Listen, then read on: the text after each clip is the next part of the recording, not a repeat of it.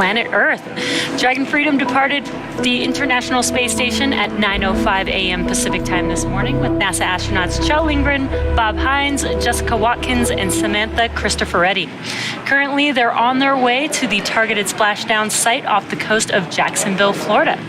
My name is Jesse Anderson. I'm a production engineering manager here at SpaceX, and joining me today from NASA Communications is Sandra Jones.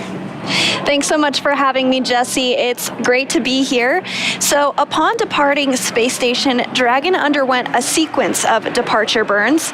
And since then, the crew has had a bit of a rest period and has since now kicked off preparations for re-entry.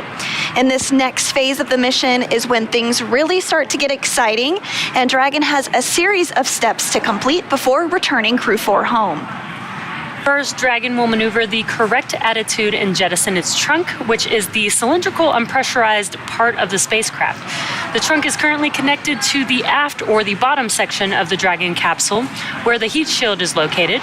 So in order to expose the heat shield and get the vehicle ready for atmospheric re-entry, we'll jettison the trunk. And from there, the spacecraft will use its forward thrusters to perform a deorbit burn, which will put Dragon on a trajectory to return to Earth. This burn will last just under 17 minutes once it starts. And the deorbit burn uses Draco thrusters on Dragon, primarily the 4 located on the forward bulkhead, and is executed at the apogee, or the very highest point of Dragon's current orbit around Earth. This will alter Dragon's path to ultimately line it up to re-enter Earth's atmosphere and splash down off the coast of Florida. Now, before we go any further, let's take a minute to meet our crew. Dr. Kjell Lindgren was born in Taipei, Taiwan, but spent most of his childhood overseas in England. He is married with 3 children, and Dr. Lindgren was an instructor and jump master with the U.S. Air Force Academy.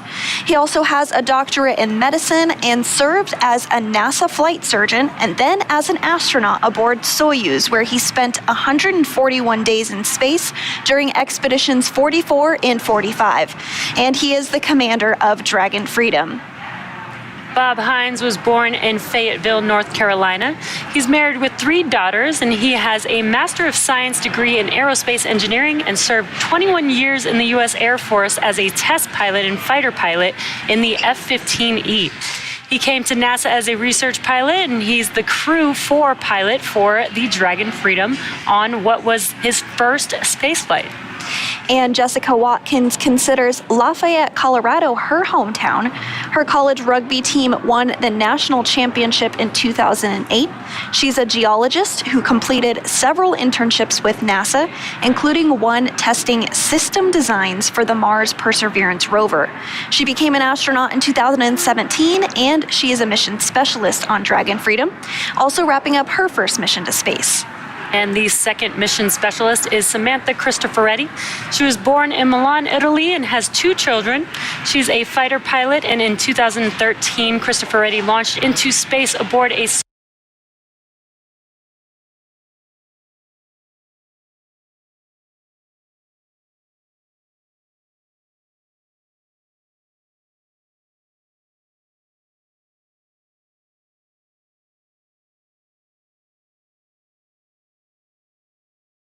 Soyuz for a long-duration spaceflight to the International Space Station.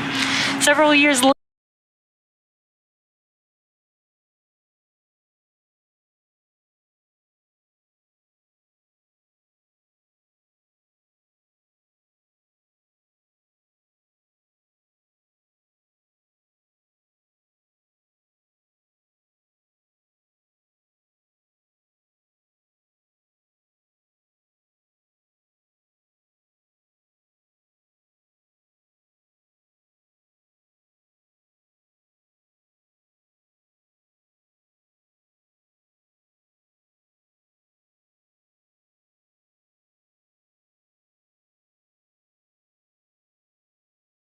is what will help keep the internal temperature of Dragon temperate for Kjell, Bob, Jessica, and Samantha during re-entry.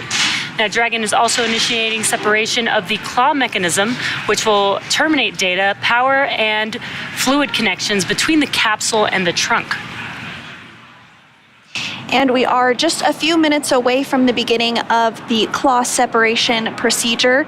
But I did just want to mention a fun fact about Samantha Cristoforetti, since you had just discussed her background. So this was her second space flight, and she now has a cumulative 369 days in space, which is second only to the record holder, Peggy Whitson, for longest space flight by a woman. So Samantha is now second in the running, so pretty special for her. Wow, that's pretty incredible. That's a lot of time out in space, so that's pretty cool. Over a year, yeah, 369 days.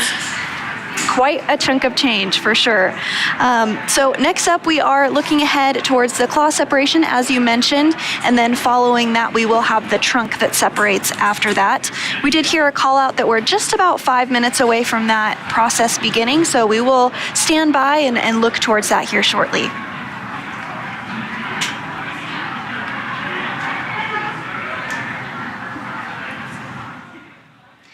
And here we are getting a really great view of the recovery boat that is staged off the coast of Jacksonville, Florida. Today's recovery vessel is named Megan after Crew-4 astronaut Megan Macarthur.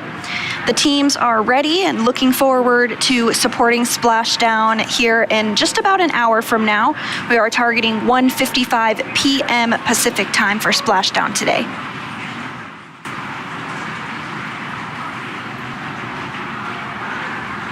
And so once we see Dragon splash down later today, we will have some fast boats that go out and work on cutting the parachutes, and then the capsule will actually be brought onto the ship.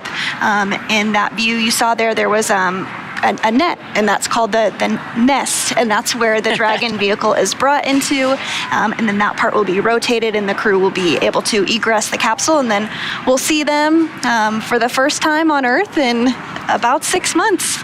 Yeah, and there is definitely a process for getting each one of the astronauts out of Dragon. You know, they have been out in space for about 6 months, so we will have a medical team there checking in on the team and each one of the individuals as they step out of the Dragon vehicle.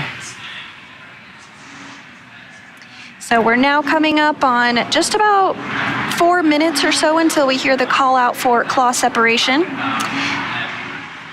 And you are getting a view here from inside Mission Control Houston on the left hand of your screen, as well as Mission Control here in Hawthorne, California on the right hand of your screen. And it's a little difficult to tell from this view, but if you're looking at the flight director's console, which is on the left hand of the screen, about the third row up, you might be able to spot a couple vases of roses. And this is a very special tradition that has been ongoing for over 30 years in Mission Control Houston. We have a very special family in Texas that sends flowers during missions and during returns, and it's something that the team in Mission Control Houston always says that they look forward to. They know it's go time when they see the roses on the console in the room. That is so awesome. Just a nice little pleasant set of flowers for all the people that are hardworking. You know, it's not just the crew on board the International Space Station. There are so many teams involved with, you know, these crew flights. So that's really cool to see, and nice touch for everybody there in Mission Control. Exactly right. Freedom, SpaceX, deorbit sequence start.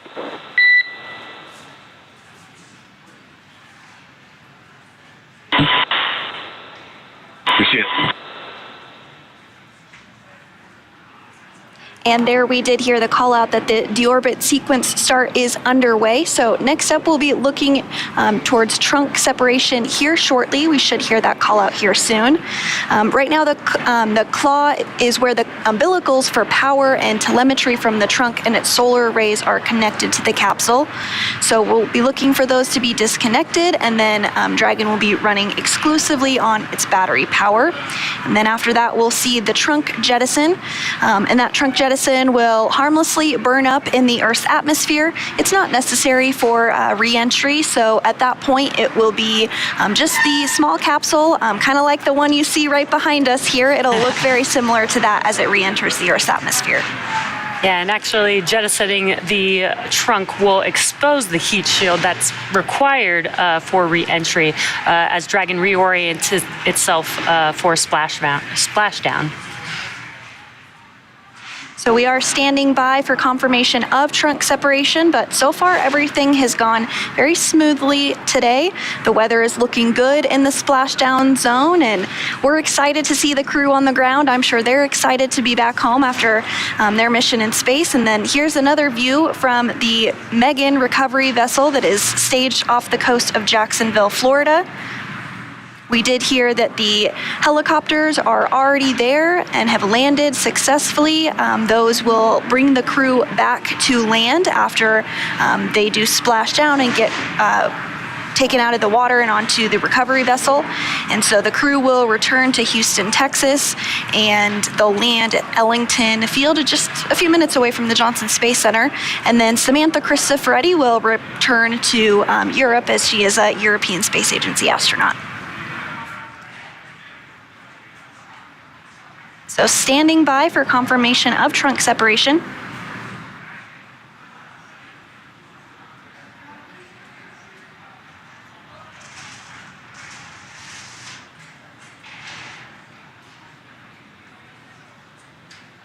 And this process, like much with Dragon, is all done autonomously.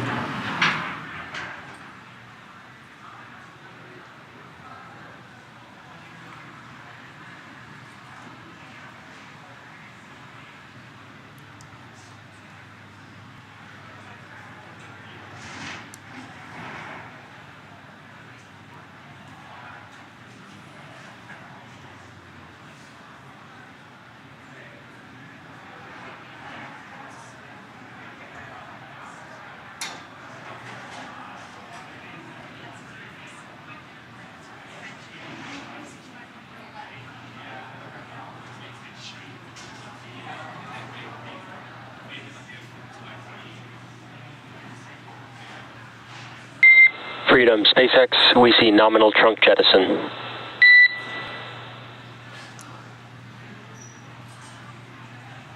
So great news there. The trunk has been jettisoned, and it looks like everything performed as expected during that trunk separation. So with the telemetry, looking good, the Nitrox system is now primed for cabin and suit cooling, and the heat shield is now exposed and ready for that atmospheric re-entry. Yeah, SpaceX Freedom, copy your trunk separation. Copy, Freedom. We had a handover there, but just to confirm, we did see a nominal trunk jettison.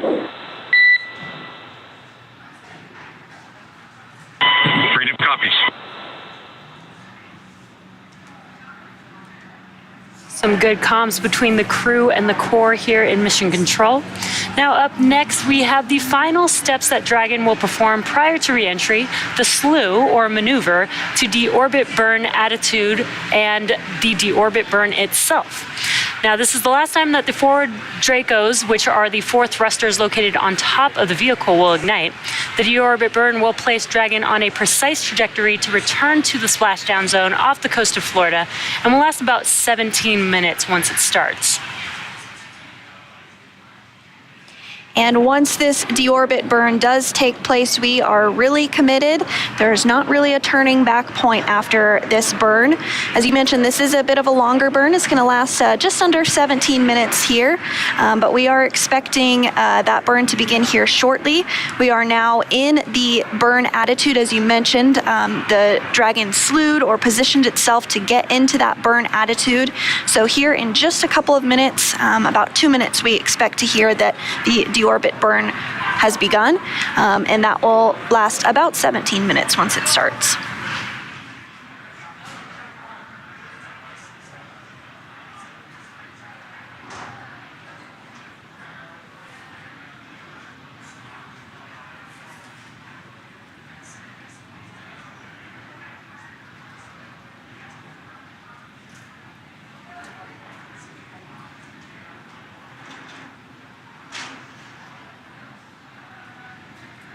And once this deorbit burn is complete, the next milestone that we can look ahead towards is the nose cone closing.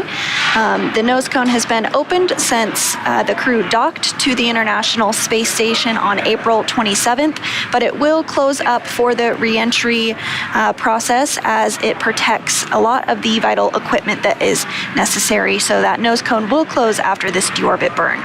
But it needs to be open right now so that the thrusters are exposed to be able to have the burn occur. Coming up on 1 minute until the deorbit burn begins.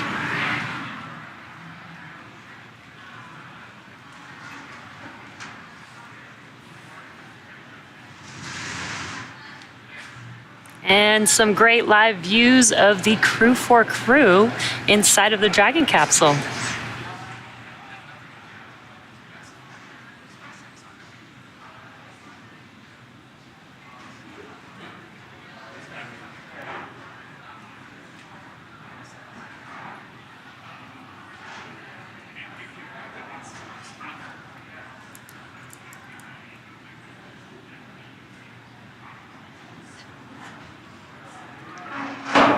And we are standing by for that deorbit burn to begin.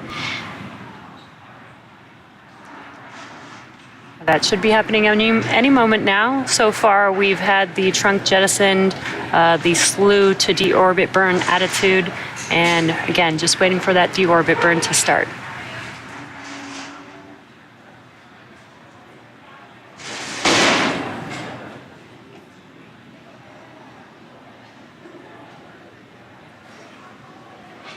Hearing 10 seconds until the burn begins.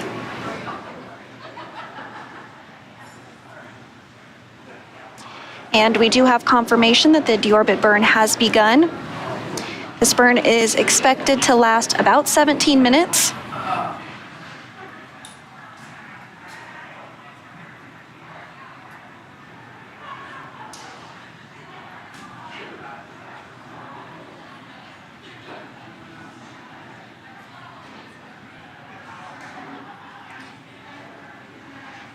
So within the last 10 minutes, Dragon jettisoned its trunk and initiated the deorbit burn just seconds ago. That deorbit burn is now underway.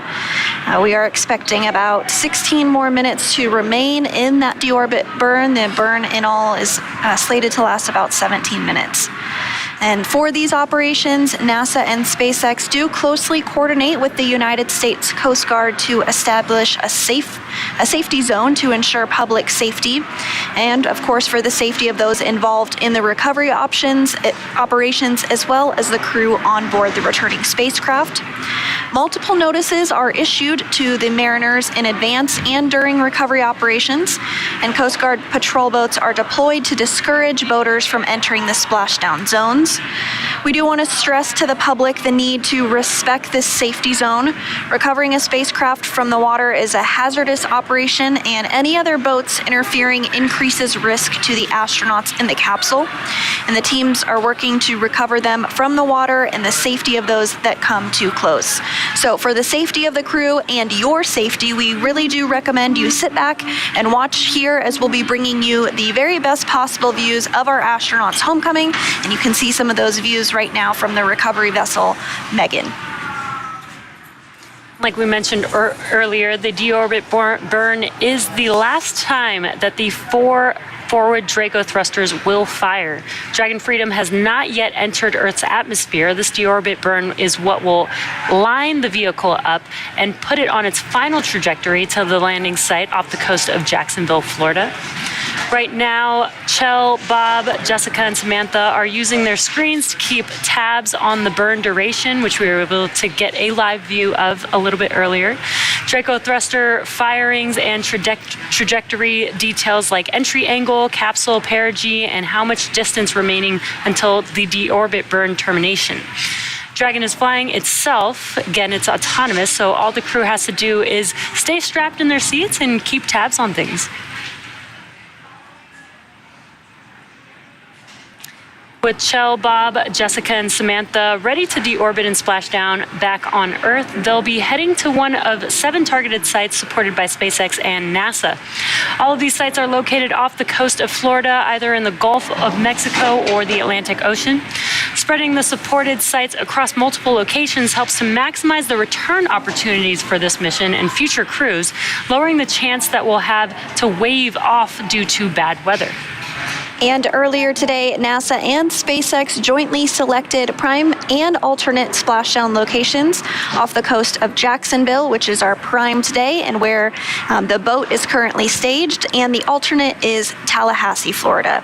The selection process works with a lot of different variables, including the space station's orbital trajectory, what landing sites are available and have favorable weather, how much free flight capability Dragon has for the trip home, and the sleep schedule for the returning crew members. We'll start with calculating daily return options based off of the space station's current orbit and Dragon's capabilities to maneuver and line up for re-entry. The time from undock to landing at the primary site can vary from less than 6 hours to more than 39 hours. Getting home the quickest comes with some obvious benefits, but we always have to make sure that the crew, if properly rested, is properly rested for dynamic operations, preventing us from scheduling 20-plus hour days for them. Trajectory and ballistics experts provide the daily opportunities that would line up Dragon with 7 landing zones and split them into what we call ascending and descending opportunities. Dragon uses its Draco thrusters after leaving station to execute a series of altitude-lowering maneuvers and to line up with the selected primary site.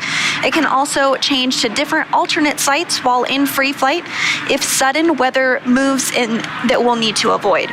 And weather is something that we're constantly looking at, making the final call to proceed about 2.5 hours before the crew undocks.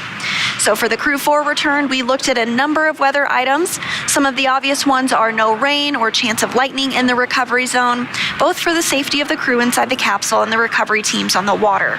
We're also looking for wind speeds less than 15 feet per second or about 10 miles per hour, and relatively calm seas so we can safely execute recovery operations, which includes landing a helicopter on the recovery ship to fly Kjell, Bob, Jessica, and Samantha back to Florida. Once Dragon began flying free, we had a number of additional checkpoints to either proceed towards the primary site, head to the alternate, or select a new zone based on real-time weather data.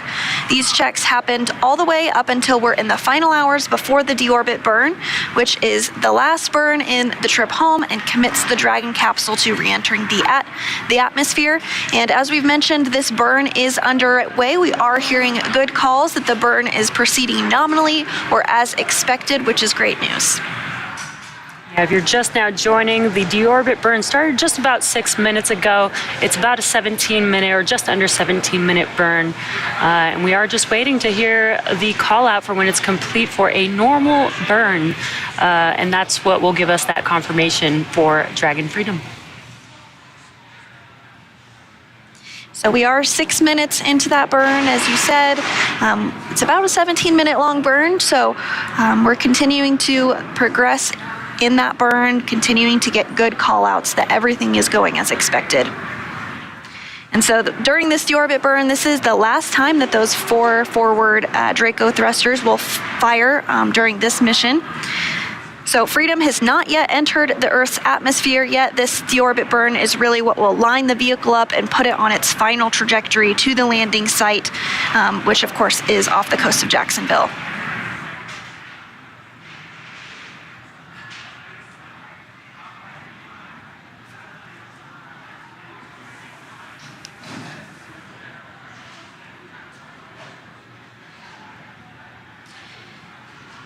So the crew continues to really head home after spending 170 days in space. During that time, they completed 2,000 2,720 orbits of the Earth, and they traveled over 72 million miles. It's really interesting to think about it in that perspective because the space station is moving 17,500 miles per hour, which means that they orbit the Earth every 90 minutes, and the crew sees a sunset and a sunrise every 45 minutes. So when you're there for 170 days, you see a lot of sunsets, a lot of sunrises, and you travel a lot of miles, over 72 million of them, in fact. Yeah, that's a lot of miles, and that sounds pretty cool to see all those sunsets and sunrises. Development of Dragon 4 Crew started with Cargo Dragon. Dragon was designed from the beginning for flying humans to space, so much so that even the first Cargo Dragon had a window on it. Now, before we could fly humans, our teams implemented a number of design upgrades to make sure that both Dragon and Falcon 9 are suitable for flying people, and then put both vehicles through thousands of tests to prove their safety. Now, Dragon is capable of carrying up to 7 passengers to and from Earth orbit and beyond. It is the only spacecraft currently flying that is capable of returning significant amounts of cargo to Earth, and is the first private spacecraft to take humans to the International Space Station.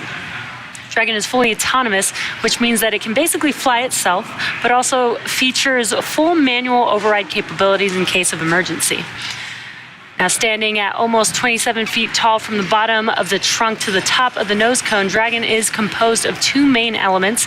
That's the capsule, which is designed to hold crew and pressurized cargo, and an unpressurized section known as the trunk. And for today, we have already jettisoned the trunk, which reveals the heat shield on Dragon as it prepares to return back home to Earth. And there you can see the 27-foot tall Dragon vehicle. That top part there is called the capsule, and below it with the black and white colors there is the trunk. The black portion of that are solar arrays. And you do also see that nose cone at the very top there. Following this deorbit burn, we will close up that nose cone as we discussed, but the nose cone does open for docking and remains attached to the Crew Dragon spacecraft. And then it will close here following the deorbit burn. We are over halfway complete with the deorbit burn. We have about 7 minutes remaining, continuing to hear good call-outs, everything proceeding as expected in this deorbit burn. If you're just now joining us, the deorbit burn started around 1:01 p.m. Pacific time. It will last about 17 minutes or just under 17 minutes, and we are just waiting to hear the call out for a normal burn, and that will confirm the completion of the deorbit burn for Dragon Freedom. And prior to this deorbit burn, there was a series of other burns that took place.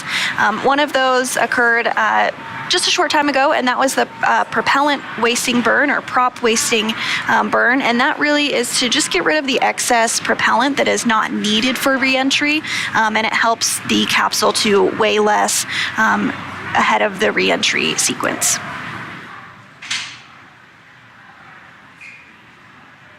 And coming up after the deorbit burn, about 12 to 13 minutes later, we will begin to close the nose cone. Speaking of, Dragon's previous design, we used to jettison the nose cone, but for reusability purposes, we now keep the nose cone attached. So once we finish the final burn, which is the deorbit burn, we no longer need to use those thrusters, those forward bulkhead thrusters, so we can close the nose cone as it makes its way back down to Earth. And following the completion of the deorbit burn and the nose cone closing, the crew will then begin to re-enter the Earth's atmosphere. There will be a blackout period where we will not be able to communicate back and forth with them. That does last just a few minutes, and that is completely expected. That is happening because the plasma is building up around the vehicle, but the heat shield will do its job and protect the crew throughout that process. And then once the crew has gotten to the other side of the atmosphere, we should have communications back with them, and then we will see the drogue parachutes deploy, then the main parachutes, and then we'll see splashdown just a short time after that. Really, that's just about 40 minutes away from now. We should see the crew splashing down in the ocean. So I'm excited for it. I'm sure the crew's excited for it. But we are nearing the end of this deorbit burn, about 5 minutes remaining in it.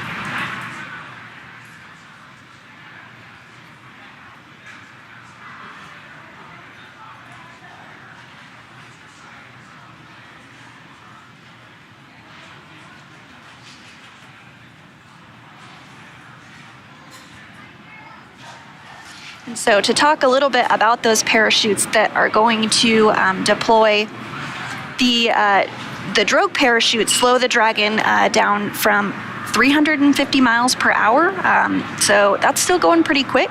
But then once the main parachutes deploy, it will slow down quite a bit more to less than 20 miles per hour.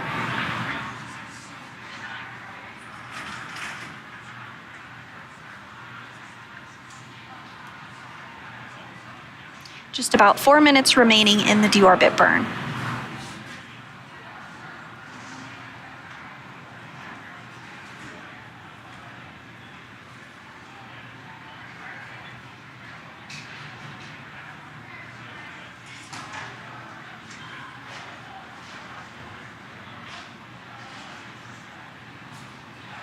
So after those parachutes are deployed, we will see them be cut.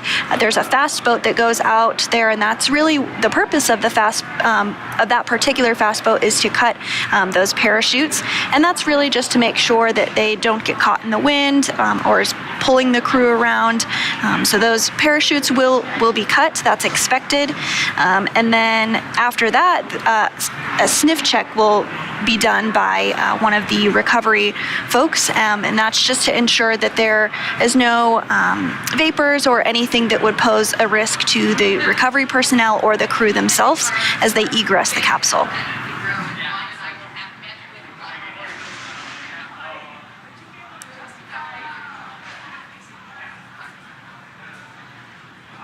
We are just a couple minutes away from the completion of the deorbit burn. We are just waiting for a call out to confirm that.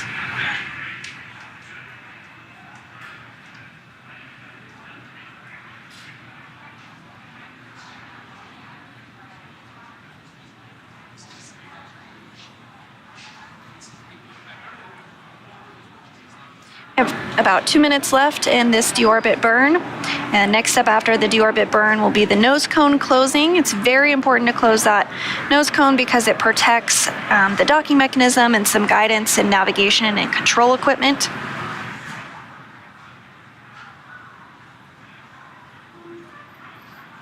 And so at this point, the heat shield is now pointed towards the Earth and is really getting ready to do the heavy lifting of protecting the capsule. And of course, more importantly, the crew inside from the over 3,500 degree Fahrenheit that's going to be exposed to as the Dragon capsule enters the Earth as part of their recovery operations. So that will be coming up here shortly. We have just about a minute remaining in today's deorbit burn.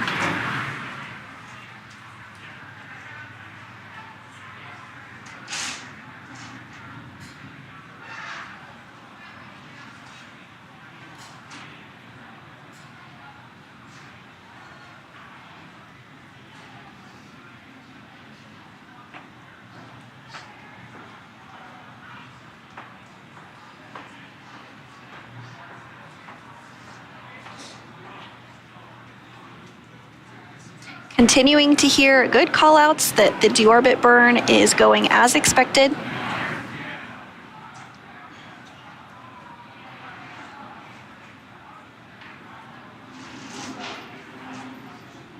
Dragon systems are looking good, and of course the crew is monitoring every step of the way, checking in. They do have iPads as well as the screens that they are able to utilize and look on the tablet as to how much time is remaining on the deorbit burn. And we did just hear the deorbit burn is complete and nominal.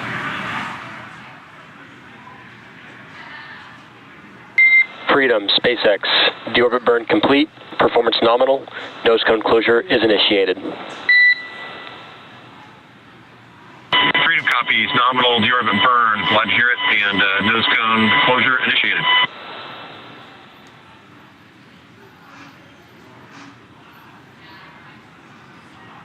Awesome news, nominal deorbit burn, and also heard the call out that the nose cone procedure is going to begin. So in the background, Dragon is currently inhibiting those forward bulkhead Draco thrusters that we just used to complete the deorbit burn, ensuring it's safe to latch the nose cone shut for re-entry. Also, the vehicle has initiated the Nitrox suit purge. This will help keep Kjell, Bob, Jessica, and Samantha cool and comfortable during re-entry. And you do see that nose cone beginning to close here on your screen. At this point, that nose cone is closing and protecting the forward hatch for re-entry. Kjell, Bob, Jessica, and Samantha are using their screens, as we mentioned, to monitor the locking of the nose cone, which is done by a set of hooks.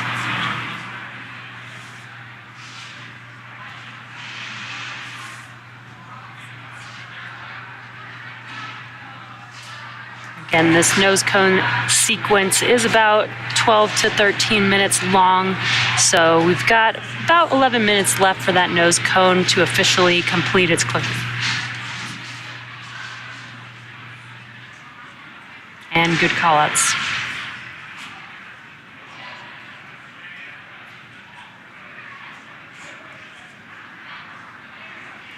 So now we're really just in a waiting period right now before we begin that re-entry period. That's coming up in just a few minutes when the crew themselves will re-enter the Earth's atmosphere. And as we discussed earlier, the heat shield will really be protecting the crew during this time period. The temperatures can reach 3,500 degrees Fahrenheit, but the heat shield was created to protect the crew during this dynamic operation.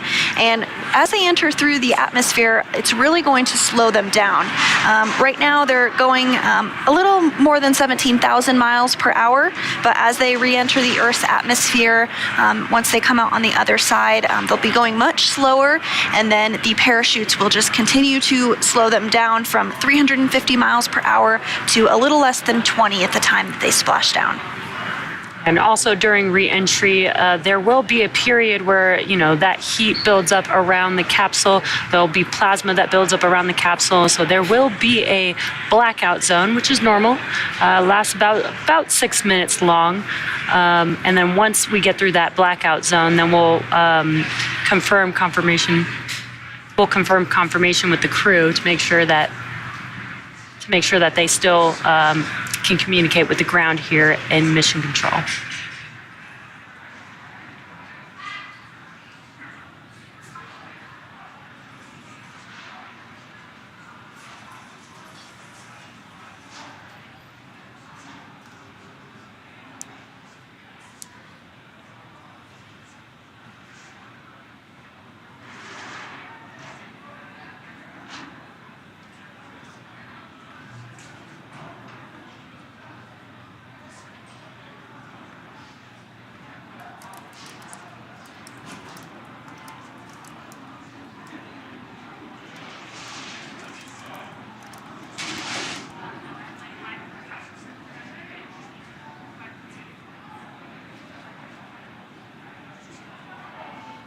And so we continue to progress through the nose cone closure process. At this time, the hooks are closing. There are 2 sets of 6 hooks, so 12 hooks total that need to close to secure the nose cone and protect that critical equipment.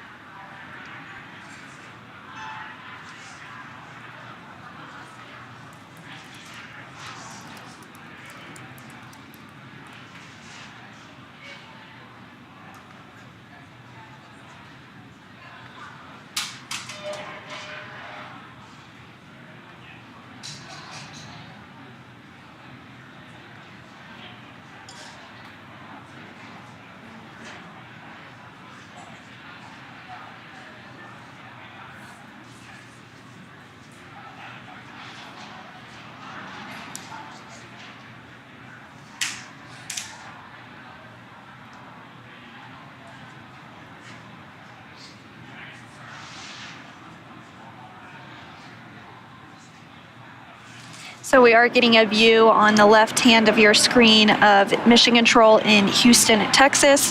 That is where our flight controllers and the flight director monitor the International Space Station 24 hours a day, 7 days a week. We have a variety of different console positions that specialize in different parts of the International Space Station, and they all work together as a team to keep the space station flying. It's now been flying for over 20 it's been continuously occupied now for over 20 years. And on board the International Space Station right now are 7 human beings, of course Crew-4 that just arrived last week, as well as 2 Russian cosmonauts and NASA astronaut Frank Rubio, who arrived on a Soyuz vehicle. But with Crew-4 departing earlier today, it brought the population from 11 crew members down to 7, and that will be the complement for the next few months. And we've been keeping the International Space Station pretty busy with NASA crew flights being about every 6 months.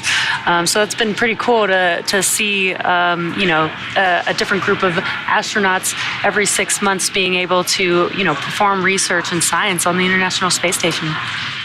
And that's a really great point. The International Space Station truly is an orbiting laboratory. Crew-4 contributed to hundreds of science experiments while they were on board the International Space Station. Crew-5 will continue some of those science investigations as well as start new ones. And what I love so much about it is many of those science investigations have direct implications to us here on Earth. If you are interested in learning more about that, you can check out the Benefits for Humanity. The 2020 version was just published here recently, and you can find that on nasa.gov.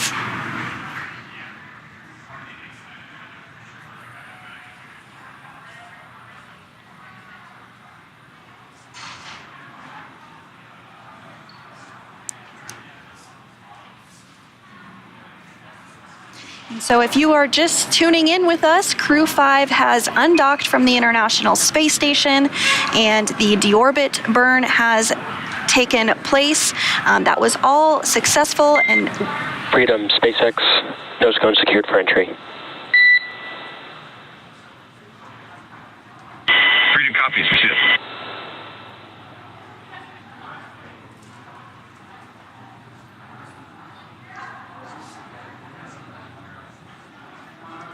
We got some great news. The nose cone sequence is complete, meaning that the nose cone is now officially closed. As we begin the second half of entry, Dragon is now beginning to inject cooled nitrox into the air being delivered to the suits worn by Kjell, Bob, Jessica, and Samantha. Now again, this is what will allow the crew to remain comfortable while external temperatures reach 3,500 degrees Fahrenheit. Now the heat shield is pointing forward, leading the capsule to the landing site. And speaking of the heat shield, Dragon's primary heat shield is comprised of Pica 3.0, which stands for Phenolic Impregnated Carbon Ablator. First generation Pica was first developed by NASA for studying and sampling comets within our solar system. And SpaceX partnered with NASA to develop Pica X, which was the second generation product used on all Dragon 1 CRS missions that successfully resupplied the space station on 20 missions. Then Pica 3.0 was developed specifically for use on Dragon 2 crew and cargo with enhanced structural and thermal properties that optimized the heat shield and drove down costs and mass. Now, the remainder of the Dragon capsule is comprised primarily of a SpaceX proprietary ablative material. It's another class of thermal protection which is lighter weight versus Pica and protects the underlying composite material or structure during re-entry to ensure the structural capabilities are maintained. And while Dragon will experience temperatures well over 3,000 degrees Fahrenheit during peak re-entry conditions, the characteristics of the TPS, or thermal protection systems, coupled with the Equalized environmental cooling and life support system in the pressurized interior will help ensure that Kjell, Bob, Jessica, and Samantha stay cool and comfortable during all phases of re-entry through splashdown. Now, after Crew Dragon Freedom has re-entered the Earth's atmosphere, a series of parachutes will deploy, and that'll slow the crew's descent. Now, first will be the 2 drogue chutes, followed by the 4 main chutes to guide Dragon to its first contact with Earth since launching in April earlier this year. Dragon will automatically deploy these parachutes when different pressure and positioning sensors on the capsule detect that they are at the right speed and altitude. Vehicle velocity at Drogue deploy is approximately 350 miles per hour, as we mentioned earlier, and those Drogue parachutes do deploy at about 18,000 feet above the water. Now, vehicle velocity at main deploy is approximately 119 miles per hour and deploy at about 6,500 feet. Vehicle velocity at water splashdown is approximately 16 miles per hour, and the highest G load the crew will experience during re-entry is approximately 3 to 5 Gs. So next up, we are looking ahead towards the comms blackout that we discussed as the crew re-enters the atmosphere. This is expected and can last a few minutes long, but once the crew is on the other side of the comms blackout and we do regain communications with them, the drogue chutes will deploy. We are tracking that first set of the first set of parachutes, the drogue chutes, to deploy around 1:51 p.m. Just a minute later, the main chutes will deploy, and then about 3 minutes after that, the moment we've all been waiting for, we'll see Crew-4 splash down off the coast of Jacksonville, Florida. We are still tracking approximately 1:55 p.m. Pacific time today for that splashdown.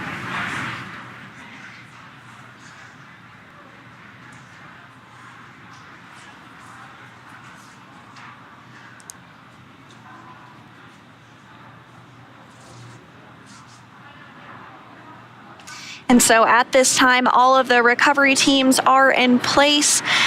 Those fast boats that we were talking about earlier have deployed, and we really are getting ready to bring this crew home. Everything has proceeded as expected with the Deorbit Burn. The nose cone is now deployed, and the next big milestone that we're looking towards is that communications blackout.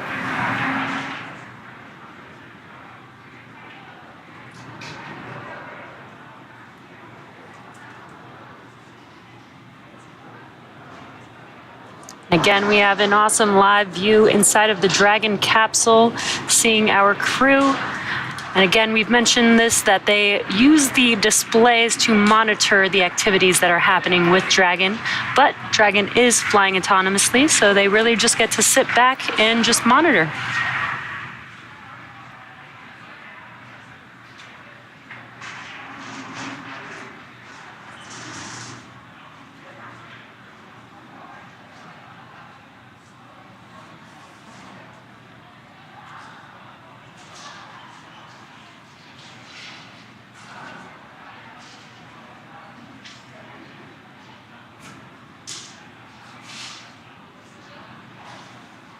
So we did mention that we are looking towards entering a period where we will have a communications blackout with the crew. That is because of the plasma that's building up, because we're using the atmosphere itself to help slow us down. We're going about 17,000 miles an hour, and we do need to slow the crew down before they re-enter the Earth's, before they splash down. And as they re-enter the Earth's atmosphere, that will definitely happen. They'll be going about 350 miles per hour once they enter the other side of the atmosphere. And as we said, they'll be going less than 20 miles per hour at the time of splashdown. Freedom, SpaceX for entry briefing. And Freedom, stand by.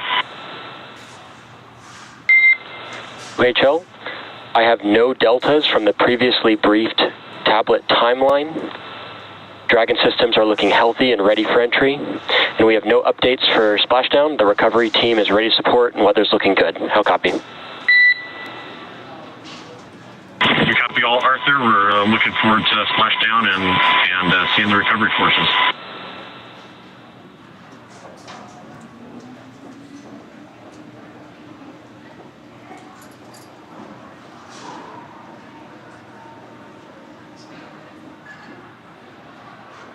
crew there chatting with the core here in Mission Control Hawthorne. And that's what you're seeing there on your screen.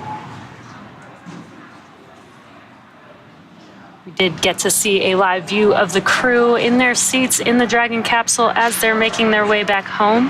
The suit's primary function is to protect the crew in the event of a cabin depressurization.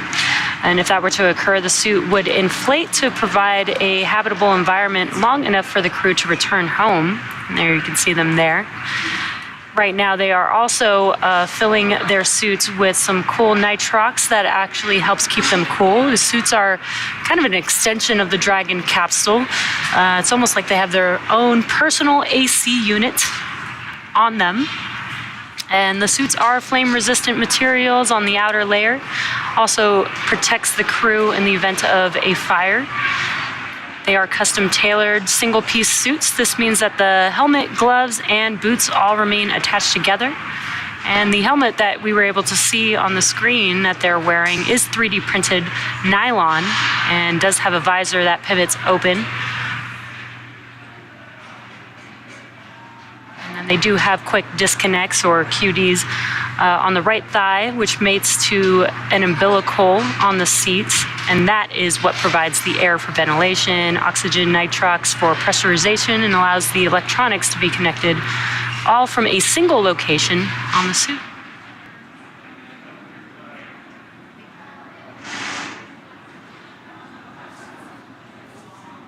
And again, if you're just now joining us, we are live watching Crew-4 return home to planet Earth from the International Space Station. We've had the Deorbit burn, we've jettisoned the trunk for the vehicle, and the nose cone has closed on Dragon Freedom. And again, another live view inside of the capsule there. And SpaceX from Freedom. Tablets are secure, restraints are tightened, and our visors are down. We are ready for entry.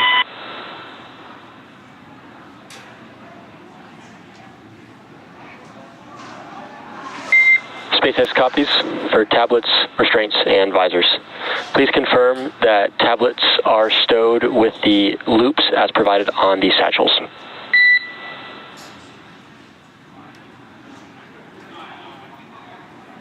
Copy, welcome.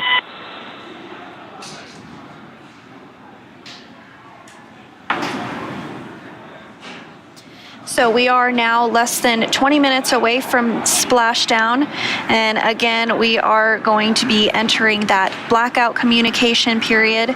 But once we are on the other side of that, things will happen pretty quickly. The drogue chutes will deploy. And SpaceX Freedom tablets are all secure. SpaceX copies. Thank you, Freedom. And at this time, we're just over 5 minutes from predicted comm blackout. We will see you on the other side at 2049. Okay, cop from LOS, and we'll see you on the flip side at 2049.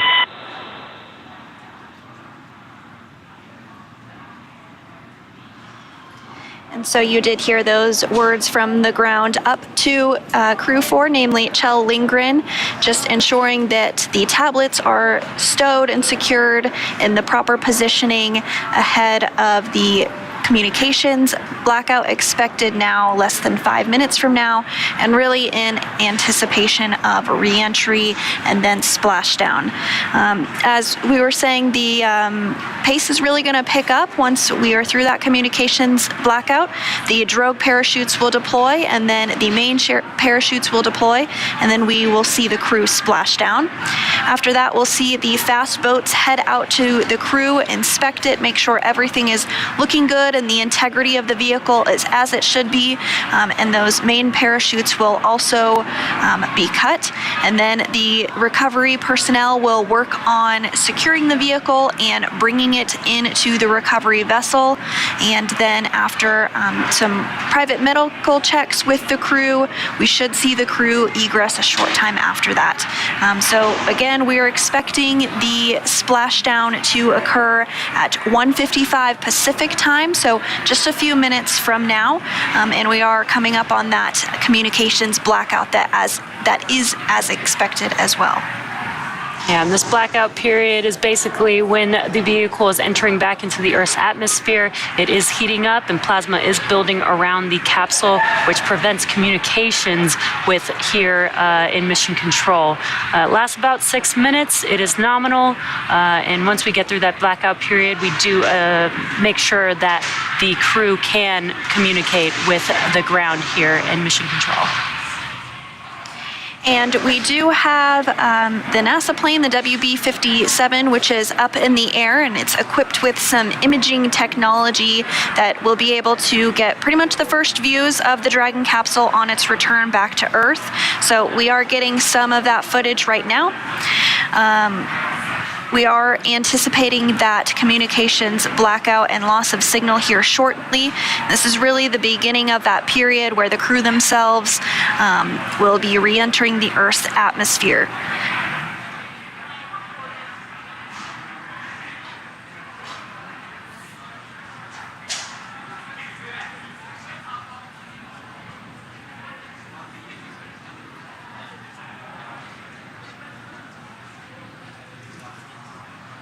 And at this time, the Dragon is working through a slewing maneuver, which means that the Dragon is helping to orient itself in the proper orientation ahead of the re-entry of the Earth's atmosphere. Again, we're just a couple of minutes away from that anticipated blackout period.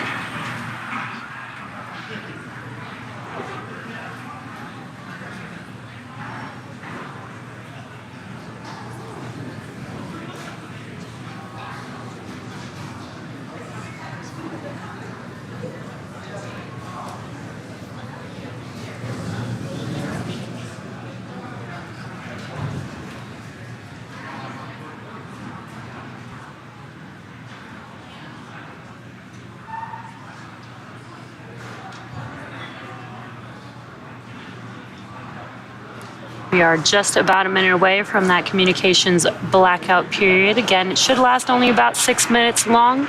And this is what happens when the vehicle begins to heat up as it's entering back into the Earth's atmosphere and builds up a layer of plasma around the vehicle. Again, this is nominal, and we will establish communications once the vehicle is through that period.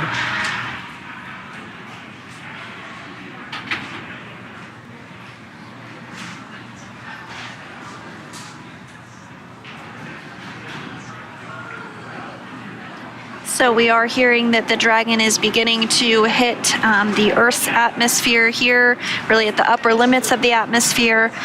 So that's going to help to slow the vehicle down quite a bit, but we are now seconds away from the anticipated loss of signal.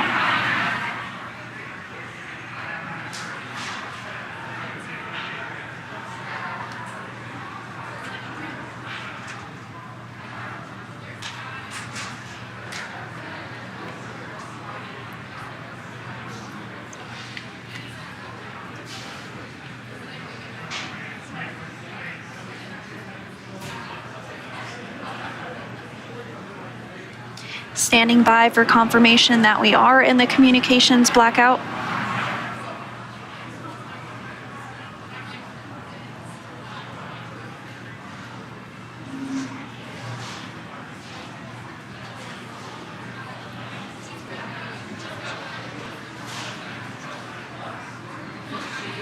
And as we await that confirmation, you can see the crowd is starting to grow here in Hawthorne behind the Mission Control Center here. Looks like folks are trying to get a good view as we anticipate splashdown here in a little less than 15 minutes. Yeah, we do get pretty excited when we are bringing crew back home. It is pretty exciting to watch them as they touch back down on planet Earth. They've been out in space for about 6 months now.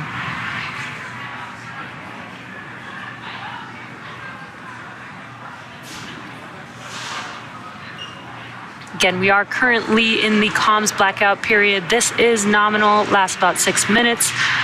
We are just a few minutes away from passing through this blackout period.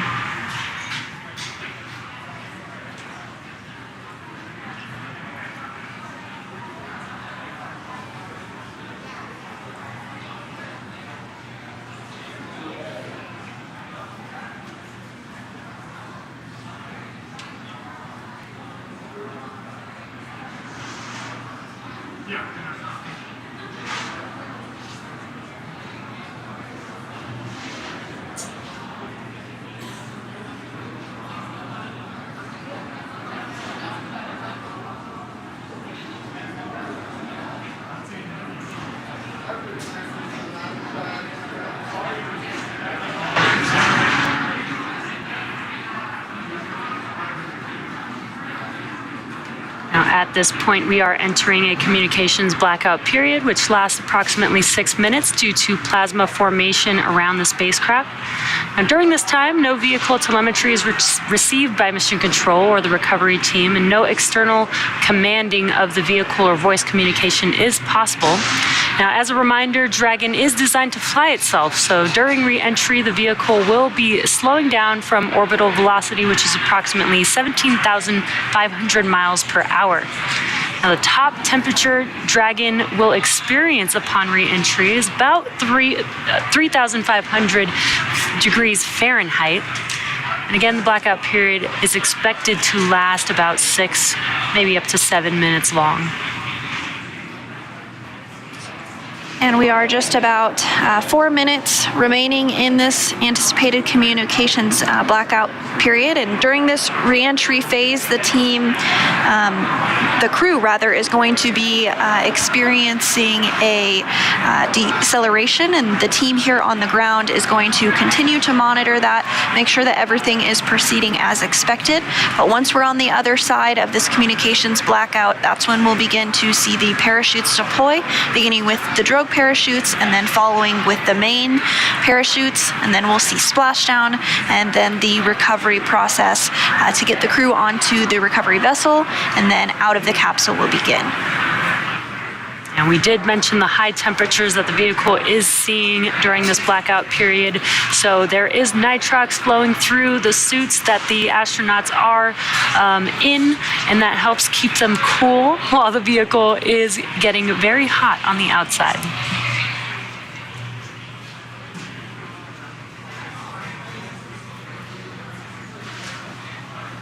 So we are getting our very first views there from the WB-57 of the capsule as it re-enters the Earth's atmosphere.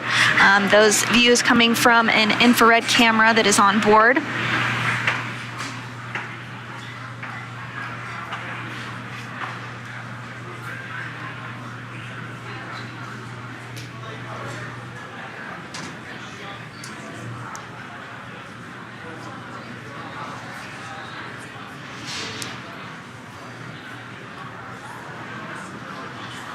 And so the team will continue to track Dragon as it re-enters the Earth's atmosphere. We now have about 3 minutes remaining in the blackout period, but again, the WB-57 that is deployed is getting those views of Dragon already.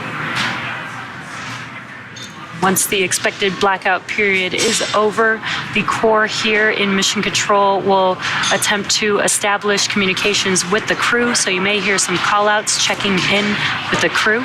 And they will make that call-out until the crew does respond, which will confirm acquisition of signal.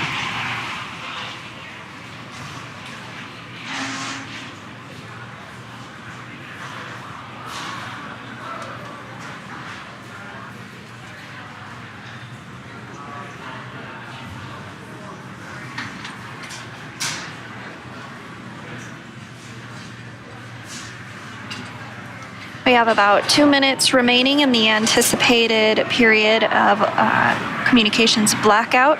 Now, it's not an exact science. There might be some variation that occurs. We might hear from the crew a little earlier than we expected, or potentially a little bit later.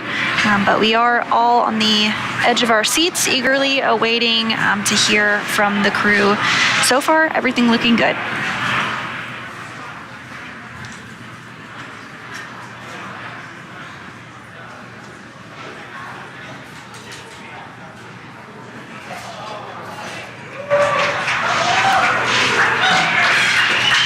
Dragon, SpaceX comm check.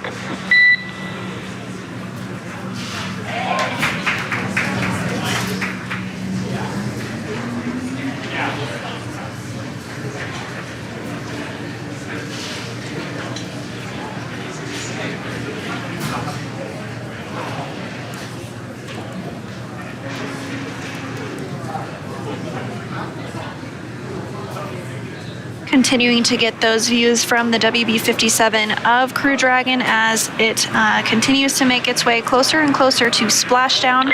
Freedom, SpaceX comm check.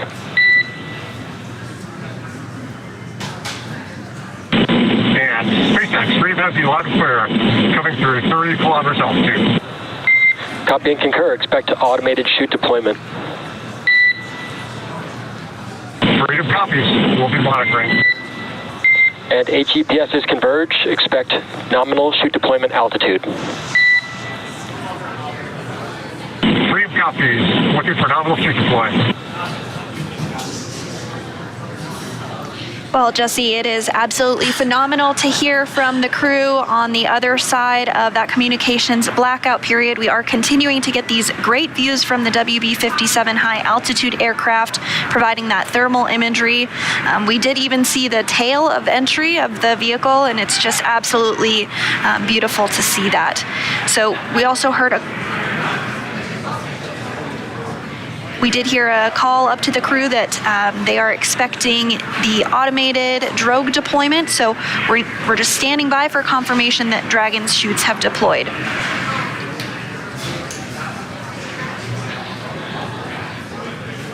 Again, there will be a set. Freedom, SpaceX, brace for Drogue window. Bracing for drogues. Core here communicating with the crew, giving them a heads up that they should feel the drogue chutes deploying here shortly, followed by the main chutes just about a minute later.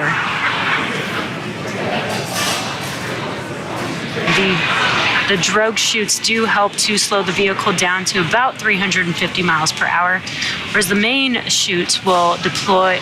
After the main chutes deploy, it will slow the vehicle down even more, and by the time that the vehicle splashes down, should be around 16 miles per hour.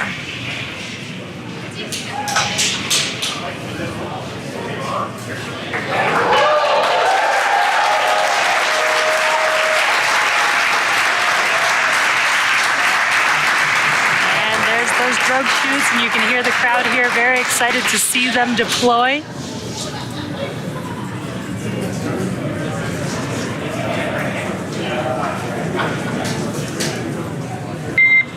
Drogue chute descent rate nominal and visual on 2 healthy drogues. Freedom copies.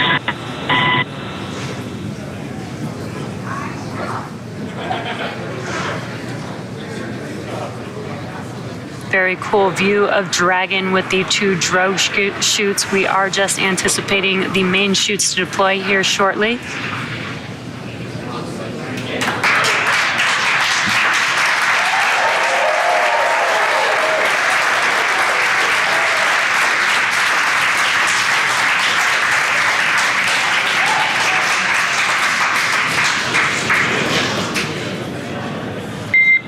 Main chute, descent rate nominal, visual on 4 healthy mains.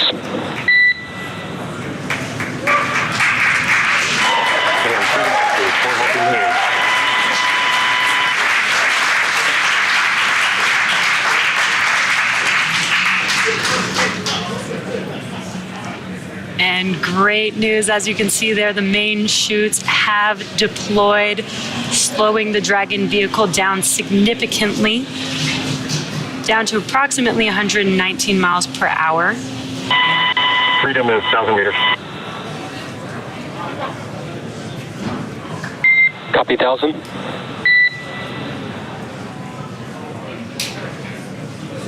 Now, Dragon has saved all propulsion systems and is now terminating the Nitrox suit and cabin purges, and is beginning to increase. Freedom's at 800 meters. Copy 800. Dragon is beginning to increase pressure in preparation for landing. And the mission control team here in Hawthorne is reporting the precise landing coordinates to the recovery team. So we did get that confirmation on the main chutes. 600. The crew is now 600 meters away from splashing down. We do expect splashdown in about 2 minutes from now.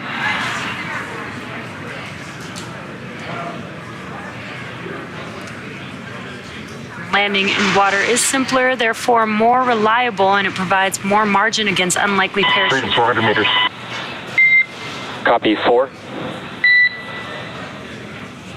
Provides more margin against unlikely parachute issues. We had to learn how to make Dragon waterproof, but once you do, it is a rinse, review, and reuse type of process. And we are just about a minute away from splashdown of the Dragon vehicle back onto planet Earth, and hearing good callouts of the altitude of Dragon. Freedom's at 200 meters. We're bracing for splashdown. Copy, brace for splashdown. And again, that descent rate is as expected here. Pretty soon we should be able to see the view of the ocean come into view as Crew Dragon Freedom with 4 astronauts on board prepares to splash down after spending 170 days in space after launching on April 27th.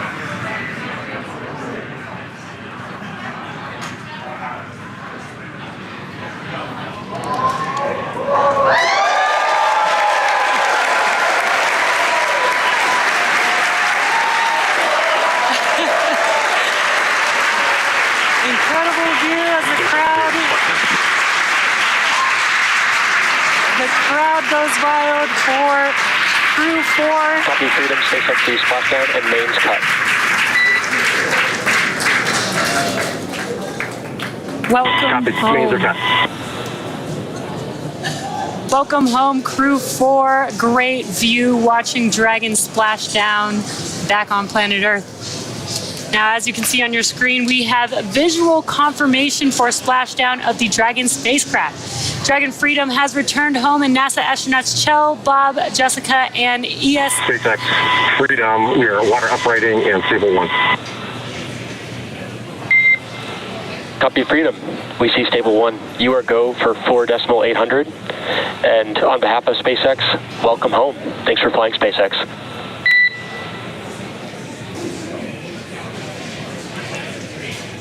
And SpaceX from Freedom, thank you for an incredible ride up to orbit and an incredible ride home. Glad to be back.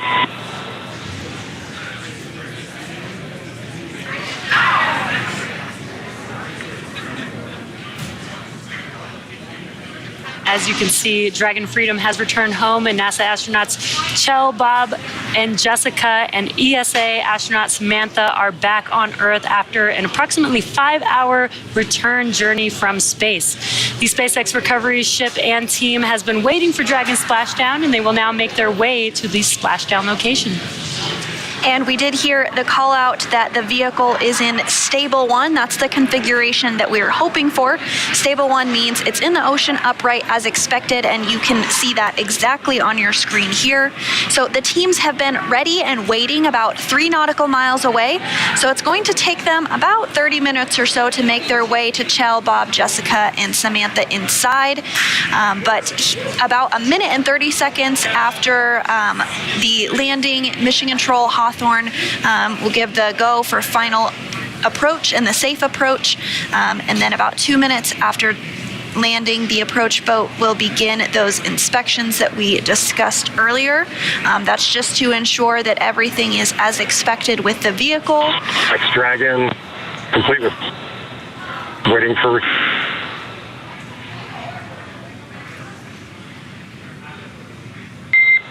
SpaceX copies Dragon for awareness.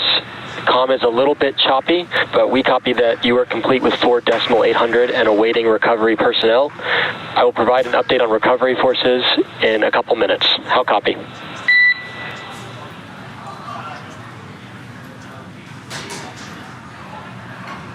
Standing by.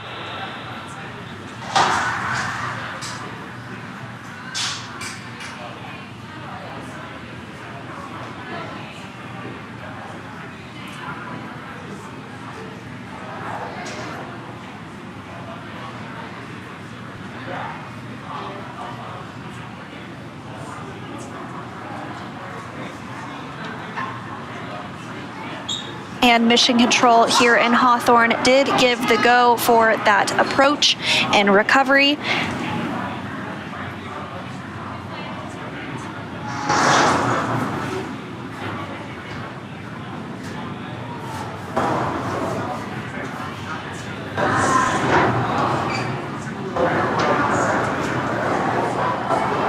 And so here shortly, we should be able to get some views of the fast boats as they approach the Dragon Freedom with the crew still on board.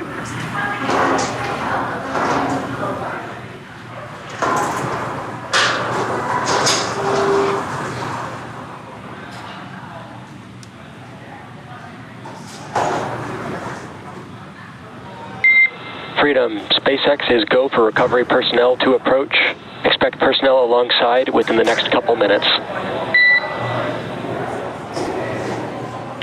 Okay, copy. We're seeing some friendly faces.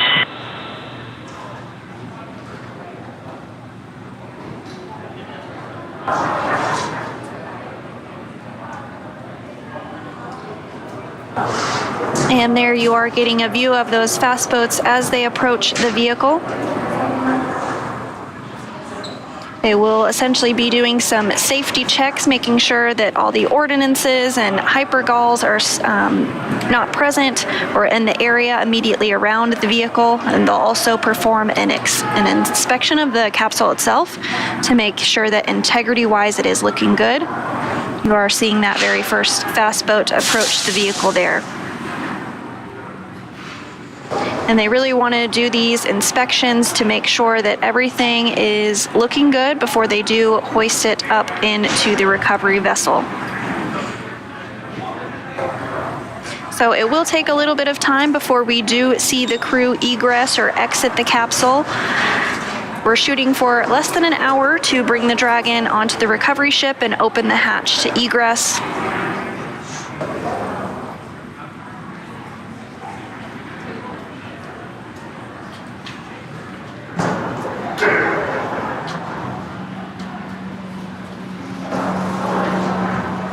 Once these checkouts are complete, you'll see a member of the recovery team actually climb on board the capsule. Freedom, SpaceX for camera configuration. And go SpaceX. We are looking for permission to come on board via the display camera view only. Okay, you are welcome aboard.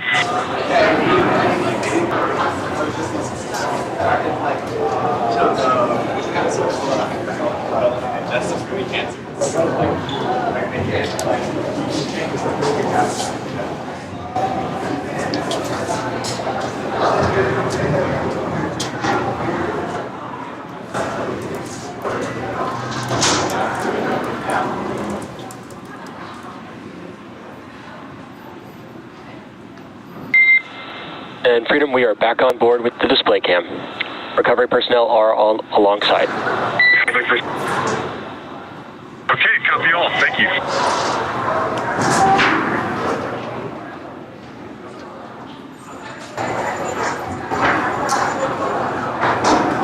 And getting some waves from the crew on board Freedom post splashdown. Looks like they're doing pretty well. First time feeling gravity in 170 days. And looks like they're waving to the world, technically. The crew will remain in their seats all the way until they are brought on board the recovery vessel.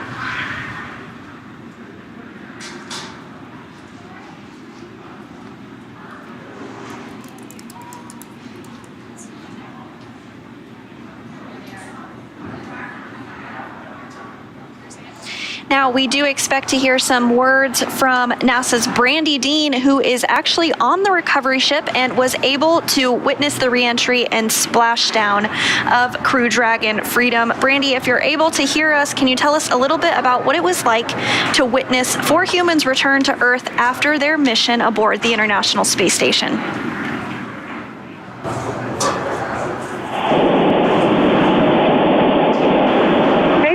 It is a gorgeous day for a smackdown. I know they're a little rougher than they've been in the past, but it's still a gorgeous. It's a beautiful day. Watching the capsule down, the parachutes were just glowing to the sun behind them. It was gorgeous. And so we are now underway and making our way towards the team here on the boat was so excited. There were cheers. We heard the double room as it answered, and got to get the drogue chute and then land and then make its way down. So it's been a really great day so far. We're looking forward to seeing the crew here on board the ship. That's wonderful to hear, Brandy. Can you tell us a little bit about what the crew is doing and is done to prepare for this moment from your perspective as you've been on the recovery vessel?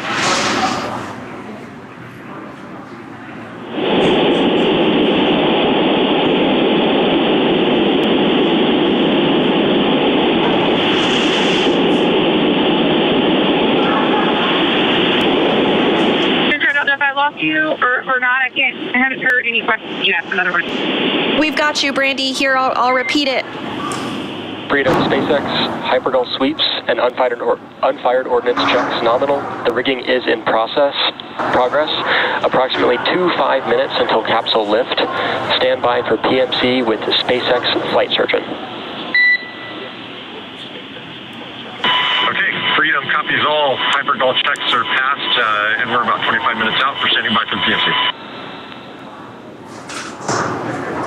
So, Brandy, if you're still with us, we did just hear that all of those hypergol checks went as expected, and we can see that the rigging has begun. I'm sure you have a much better view of it yourself on the boat, but can you tell us a little bit more about what the crew on the boat is doing to get ready for the next steps to bring the capsule onto the boat?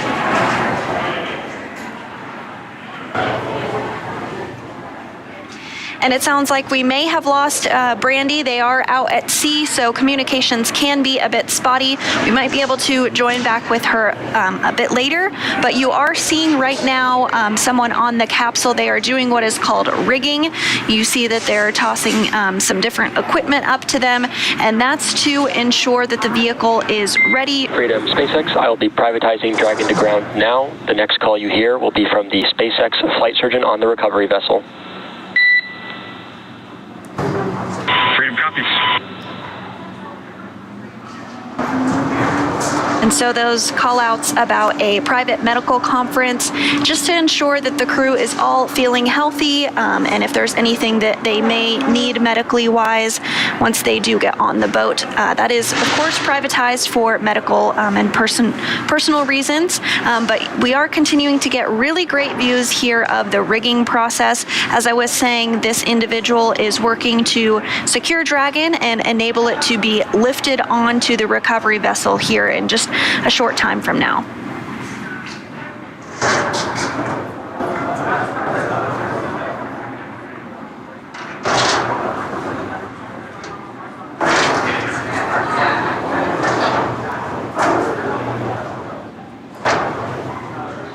And so once this process is complete, the next steps will be to hoist up Dragon and place it onto the boat, onto the platform.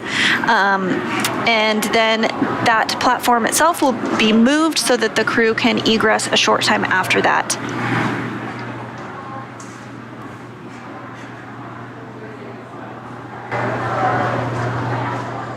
And once the crew is on the boat and back inside of the capsule, they will board helicopters that are on the boat to bring them back to Ellington Field, which is near the Johnson Space Center in Houston, Texas. And then they will bring European Space Agency astronaut Samantha Cristoforetti back to Europe.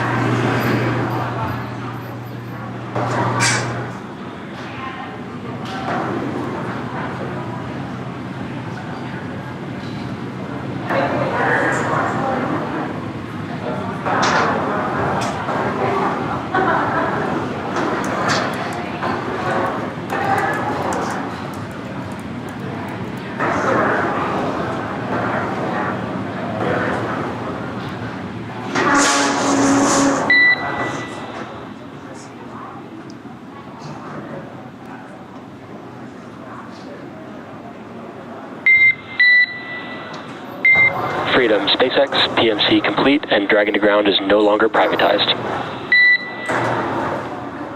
Okay, Freedom copies. Thank you.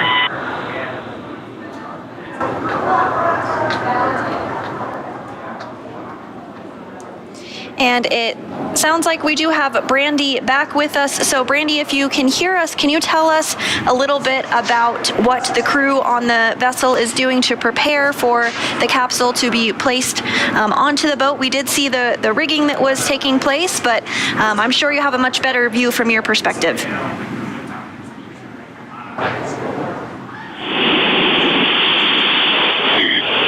The view is pretty great from here. We can see the boat getting ready, as you said. It sounds like you guys already heard kind of a good check from the crew, and sounds like everyone is doing well on board. I don't know how much you were able to hear earlier. It was a beautiful, gorgeous touchdown with the sun shining behind parachutes.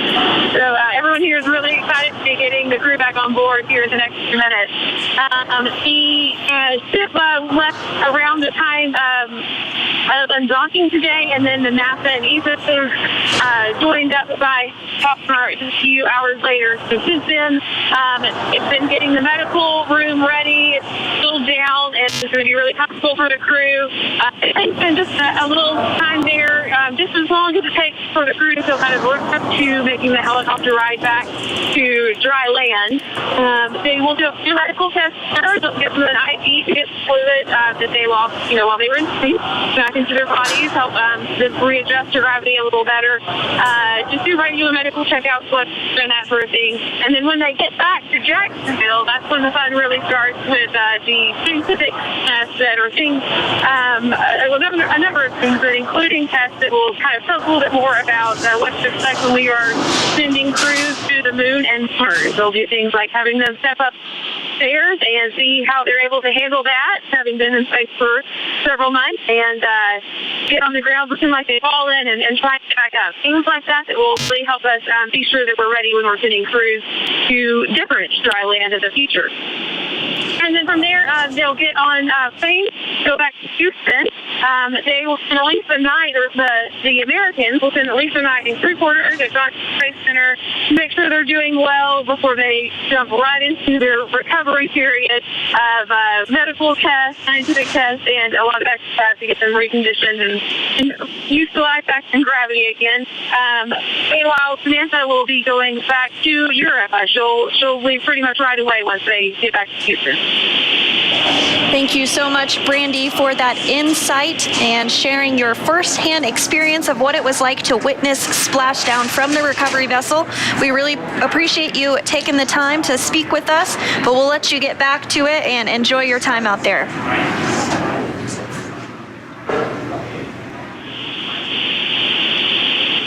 Thanks, guys.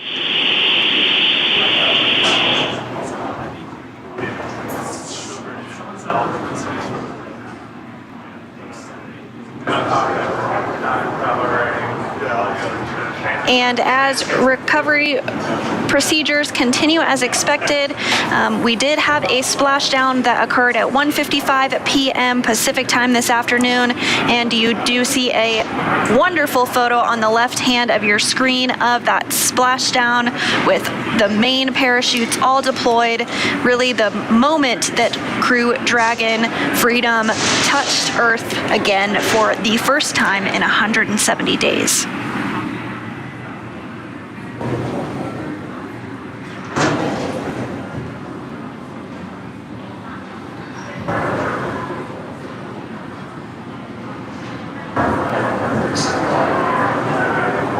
So we do see the recovery vessel continue to approach the Crew Dragon Freedom vehicle.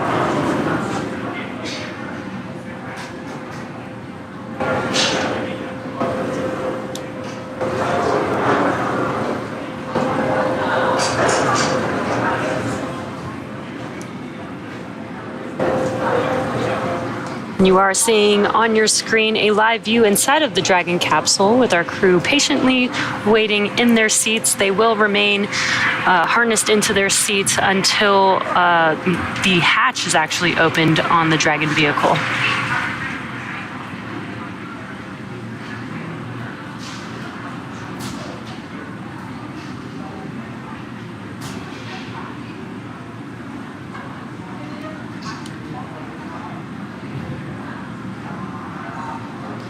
And we did see the rigging process that was taking place a short time ago, and now we're getting another view of it here. That person on the capsule is called the rigger, and they are working to secure Dragon to rigging hardware to safely lift it up and out of the water.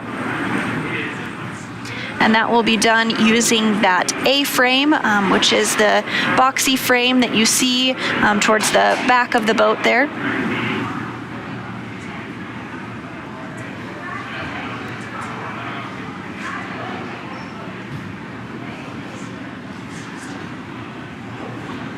We are getting some pretty great views with this being in the daytime. We have splashed down in the nighttime where it's a little bit harder to see, but today we've got some light and get to watch the process pretty clearly here. Looks like a really beautiful day out there in Jacksonville.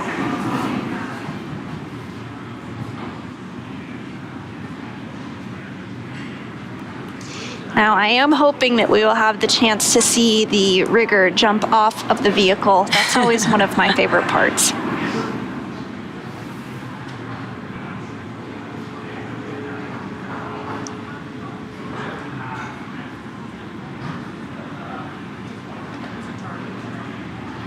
We are now excitedly awaiting the recovery of our Dragon spacecraft with NASA astronauts Kjell, Bob, Jessica, and ESA astronaut Samantha inside. Dragon has already autonomously completed several steps to safe itself following splashdown.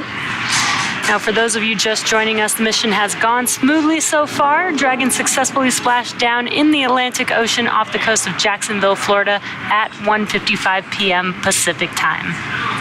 Approximately 5 hours before splashdown, Dragon autonomously undocked from the International Space Station and completed a series of departure burns. The trunk was then jettisoned, and the final burn, the Deorbit burn, was completed to place Dragon on a trajectory toward Jacksonville, Florida.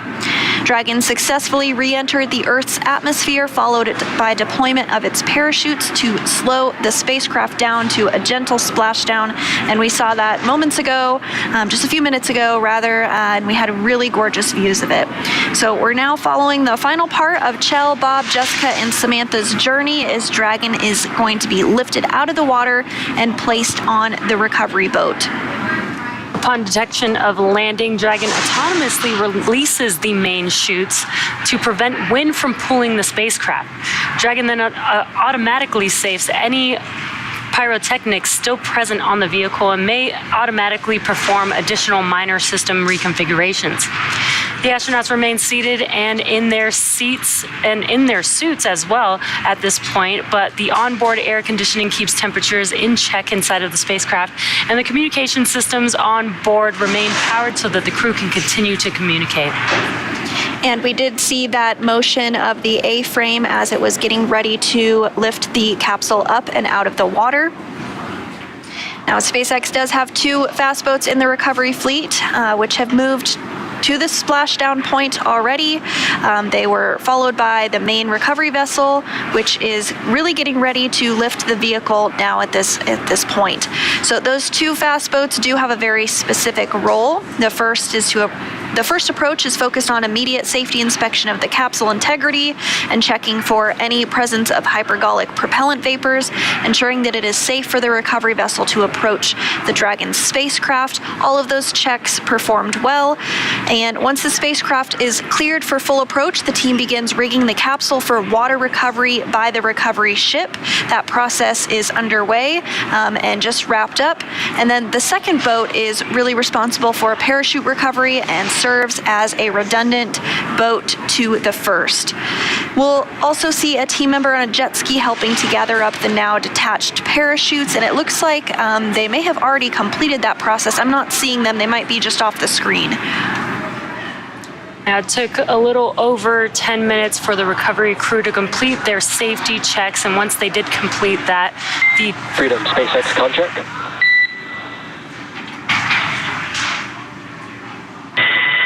And SpaceX Freedom has you on and clear. Rigging is complete. Please brace for capsule lift. Copy that. Bracing for capsule lift. Great news. All preparations for rigging have been completed with that confirmation of the comms there. So we should see Dragon start to lift out of the water here in just a few seconds.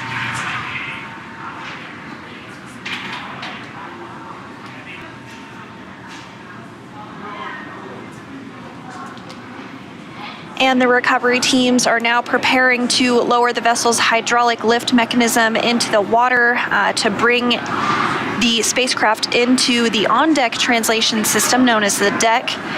Dragon will remain known as the nest, and Dragon will remain in this nest during the crew extraction and then for the journey back into port.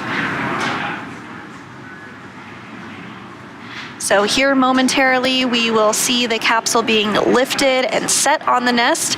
It will then be centered and oriented and then translated into the hangar underneath the helipad aboard the ship so that we can open up the hatch. And once open, a SpaceX medical doctor will be the first one to check in on Kjell, Bob, Jessica, and Samantha and see if they are ready for egress or getting out. And you see that motion underway now as Dragon is lifted into the nest.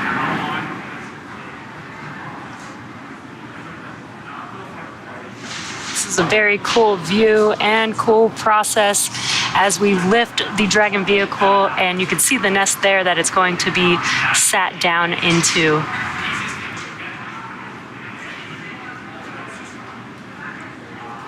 While Dragon's top hatch is used to connect to the space station, the astronauts will egress from the Dragon's side hatch, pending capsule orientation in the water. Now, before opening the hatch, the spacecraft's cabin pressure must be equalized with the outside environment. Once the hatch is opened, that will be the crew's first breath of fresh air since boarding Dragon at the start of their mission back in April. So it is important to note that Kjell, Bob, Jessica, and Samantha will be getting some assistance from the recovery team while they are exiting the capsule. This is the same process for any returning long-duration crew members, as returning to a gravity environment can wreak havoc with our vestibular system responsible for maintaining balance and motion. And of course, safety is always our #1 priority. So you'll see Kjell, Bob, Jessica, and Samantha helped out of the capsule and assisted the few feet to the medical quarters aboard the boat. And if you've ever watched crews return on a Soyuz mission, this is the same process as when astronauts are carried from the capsule to waiting chairs and then carried to a waiting medical tent. So it looks like we are getting views now of Dragon in the nest, successfully lifted up out of the water. And so once the crew egresses the capsule, this is a period where any time-critical cargo can also be recovered from the spacecraft, with the remainder waiting. Freedom, SpaceX, welcome aboard the recovery vessel. Recovery personnel are going to be completing final checks and stand by for translation to the egress platform. Freedom copies.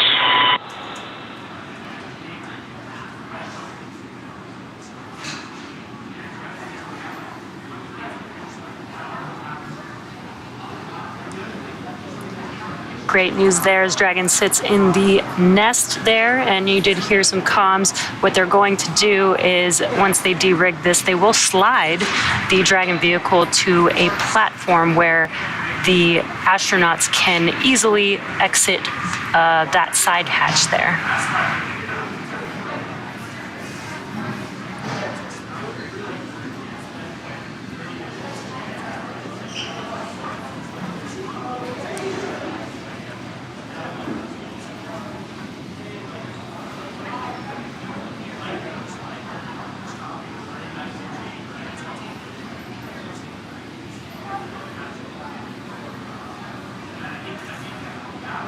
And for those of you that might be just joining us, we did have Crew-4 successfully undock from the International Space Station just about 5 hours ago, and they splashed down at 1:55 p.m. Pacific time. All went as expected. through the deorbit burn and the parachutes deployed as expected. The capsule is now lifted onto the boat, and we are standing by for the translation to occur. And once that translation moves the Dragon capsule up underneath the helicopter pad, the recovery team will then be able to work on opening up the hatch and removing the crew from the capsule.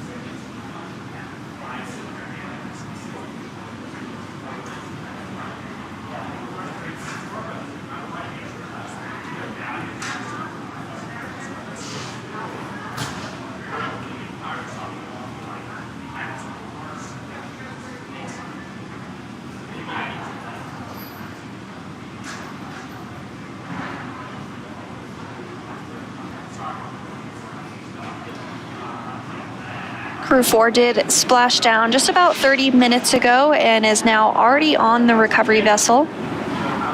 The recovery vessel being used today is named Megan, after Crew-2 astronaut Megan Macarthur.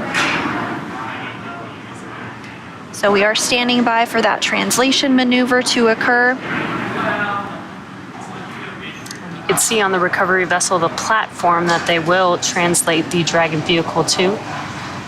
If you saw the view earlier, the hatch is slightly above ground level, so that platform will allow the crew to exit the vehicle.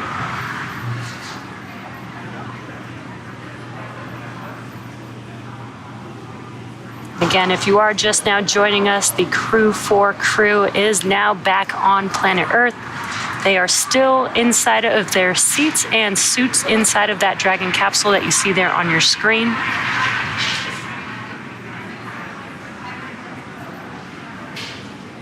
And so after this translation maneuver occurs, the next steps will be for the folks on the recovery vessel that are specialized in opening up that side hatch that will begin that process.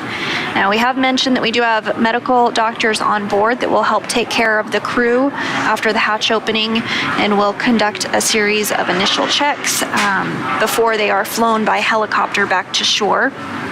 The recovery vessel, as you can imagine, takes quite a bit of time to get out into the splashdown zone, so the crew is flown off of the vehicle on helicopters and then take aircraft and fly back home to Houston for our 3 NASA astronauts on board, and then for our ESA astronaut on board, Samantha Cristoforetti, she'll head back to Europe.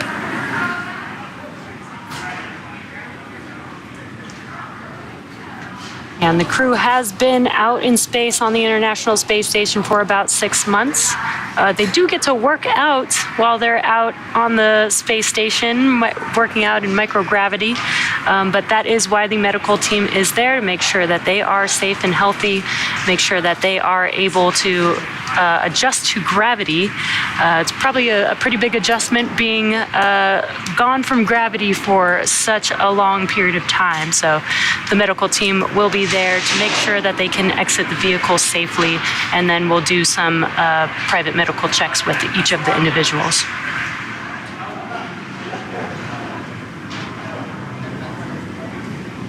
And I'm loving these views here of the recovery vessel. We don't often get to see this because sometimes it is nighttime, depending on when undocking and splashdown does happen for the crew members. So this is a pretty nice treat to get to see this great view. And you can see the helicopter pad on top of the recovery vessel there that Sandra was mentioning. There will be a helicopter that comes and lands there shortly once the crew is or has egressed the Dragon vehicle and is ready to fly back to land, and then take another flight on a plane to Houston with Samantha taking flight back to Europe.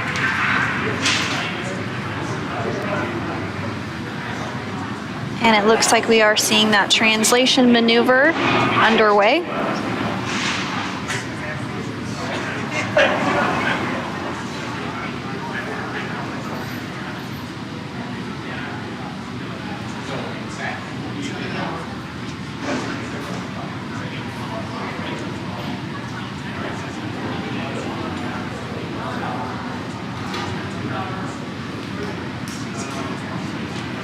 And coming up next, once this translation maneuver is complete, the crew on board will begin to open up that side hatch.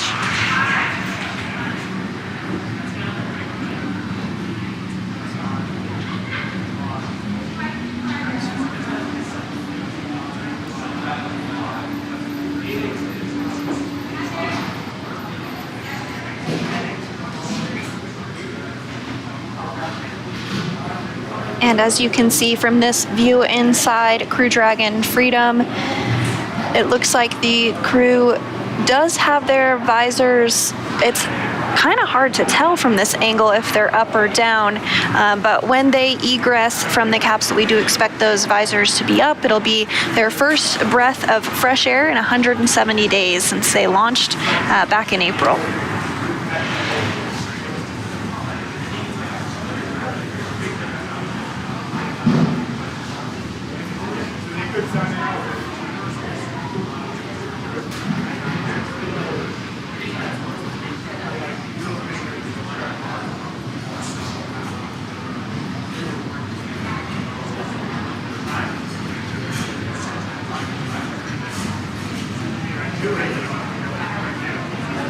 And we were seeing some views of the personnel on the recovery vessel who are specialized in opening up that hatch begin to get everything ready to begin that process. So we do expect hatch opening to come just a short time from now.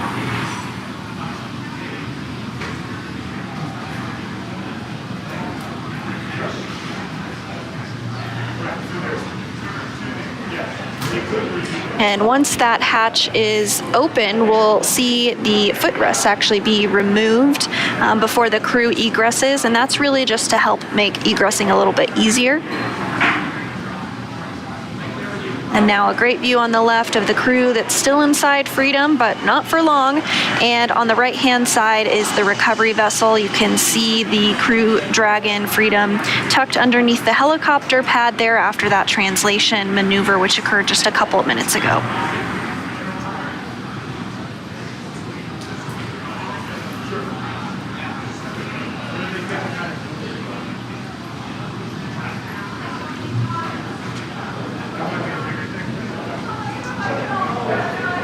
Also, prior to hatch opening, the pressure inside of the cabin must be equalized with the outside environment, so that is also happening at this moment. Up and Freedom, SpaceX, side hatch open.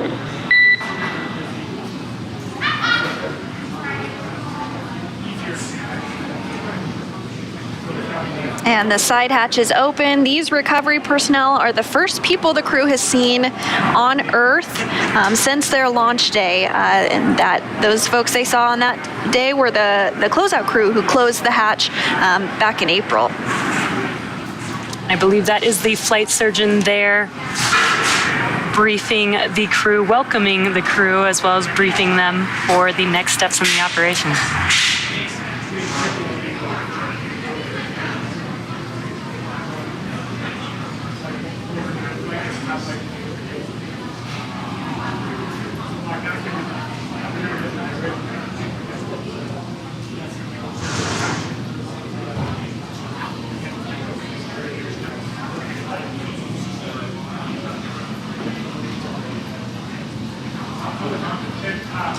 Now that the side hatch is open, the recovery personnel are going to work to remove those footrests, and then after that we should see the crew begin to egress the capsule.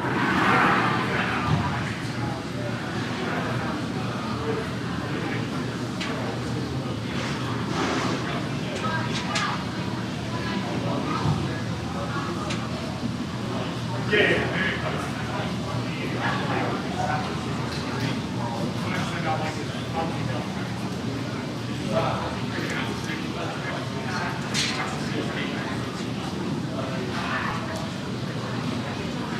I believe they are removing those footrests. It looks like they grabbed all 4 of them.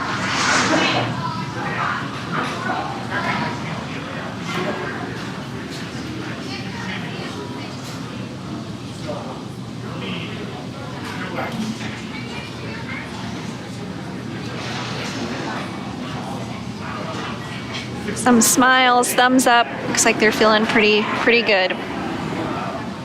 So we are standing by for the egress of Crew-4. They will exit the capsule one at a time. And also getting a nice welcome home photo in.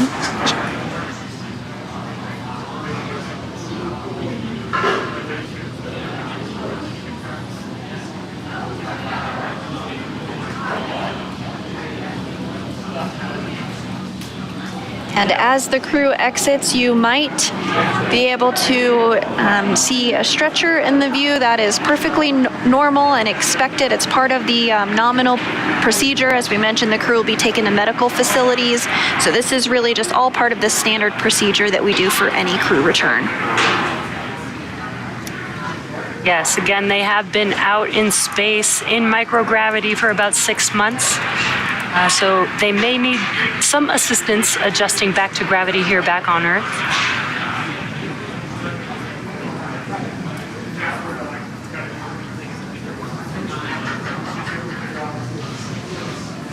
So I did hear that there's a special guest on board looking to welcome Crew-4 back to Earth. In fact, it's the namesake for the vessel that they are on. NASA astronaut Megan Macarthur there in your screen on the left of your screen. In the hat, you can have a view of her here on the left of your screen here.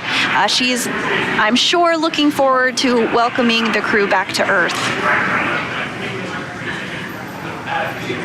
That's really awesome to have her on board, especially the vessel that they named, that we named after her. Absolutely. So it looks like they're continuing to remove those footrests ahead of egress. I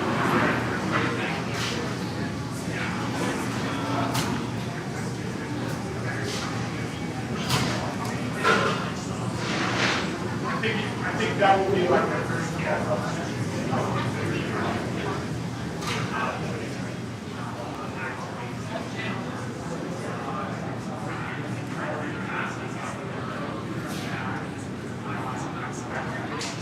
You can see there is a crew member there helping to remove the harness, the umbilicals, and make sure that the crew is ready to get out of their seat and exit or egress the Dragon vehicle.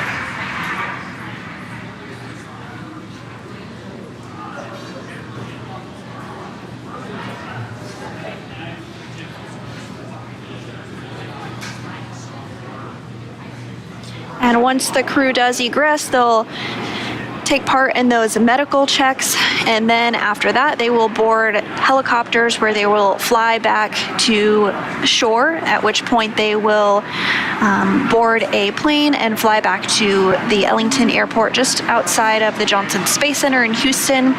And then for our ESA, our European Space Agency astronaut, Samantha Cristoforetti, she'll head back to Europe.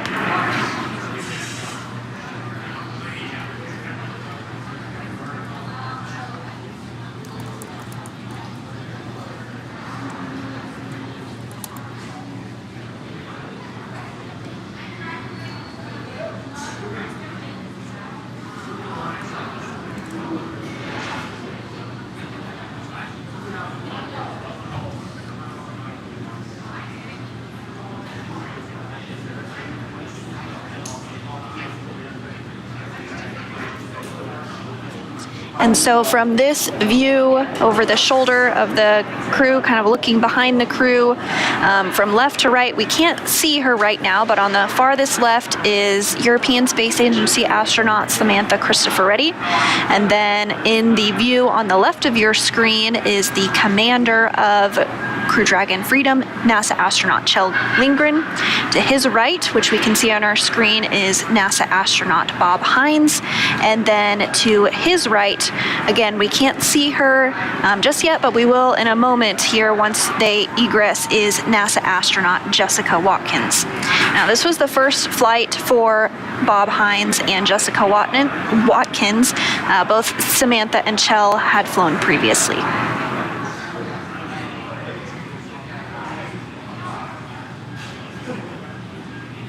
I also believe you mentioned a pretty cool fun fact about Samantha being having one of the longest amount of time out in space, correct? Yeah, that's right. So Samantha Cristoforetti now is second in the running for longest space flight by any woman.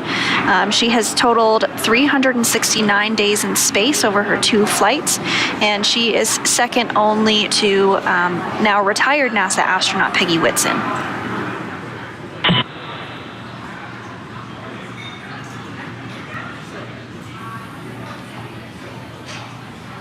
Looks like the first to exit their seat is pilot Bob Hines.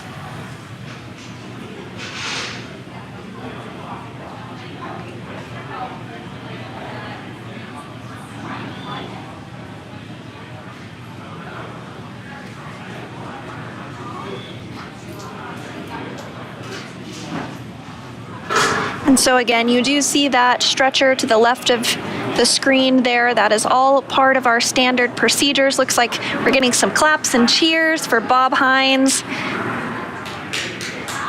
First out of Crew Dragon Freedom.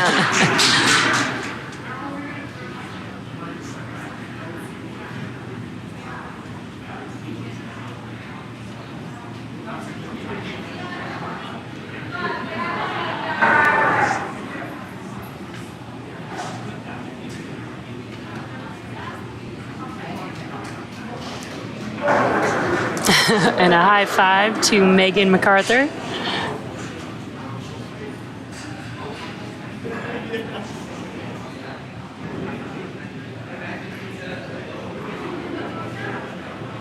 And so as we just saw, Bob Hines was the very first to exit or egress the capsule. He spent a total of 170 days in space. This was his very first space flight. And it looks like next up we will have the commander, Kjell Lindgren, who will exit the capsule.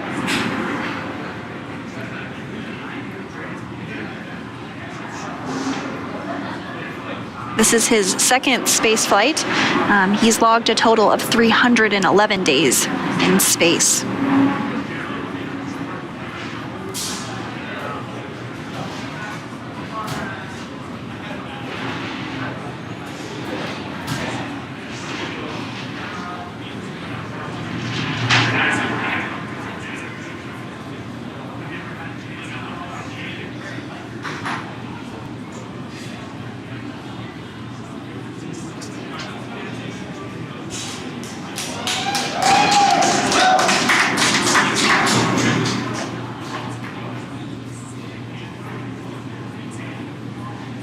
And Kjell Lindgren is now outside of Crew Dragon Freedom.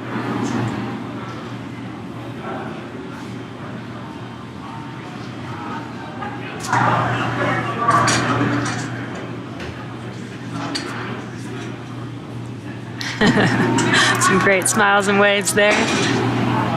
A big high five to NASA astronaut Megan Macarthur.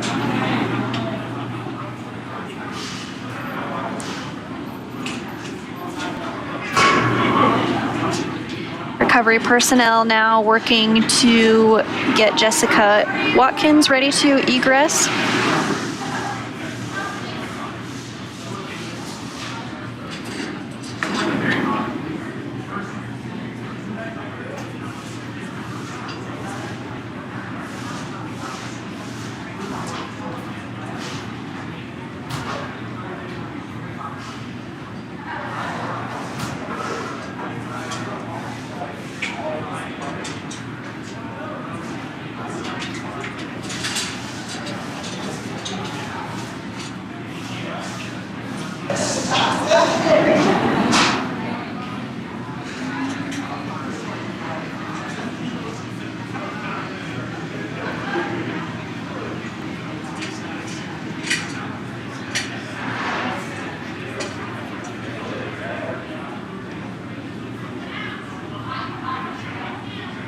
So just 5 hours ago, this vehicle was docked to the International Space Station, and now we have 2 of the 4 crew members having been removed after a successful splashdown. We are standing by for another first-time flyer, Jessica Watkins, as she is egressed from the capsule.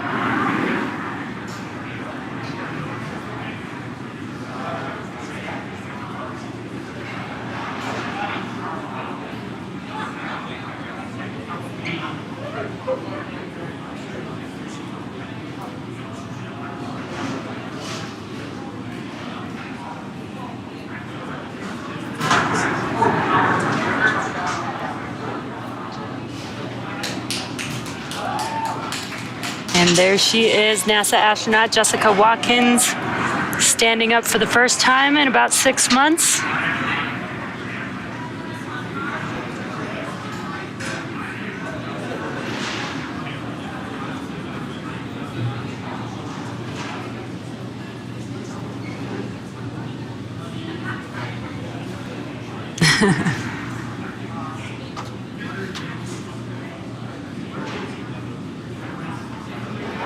And the final crew member that will be removed is European Space Agency astronaut Samantha Cristoforetti, who after this mission has logged 369 days in space over her 2 flights, which again, that does make her the second on the all-time list for most days in space by a woman. And that is second to NASA's Peggy Whitson, who logged 665 days in space over her 3 space flights.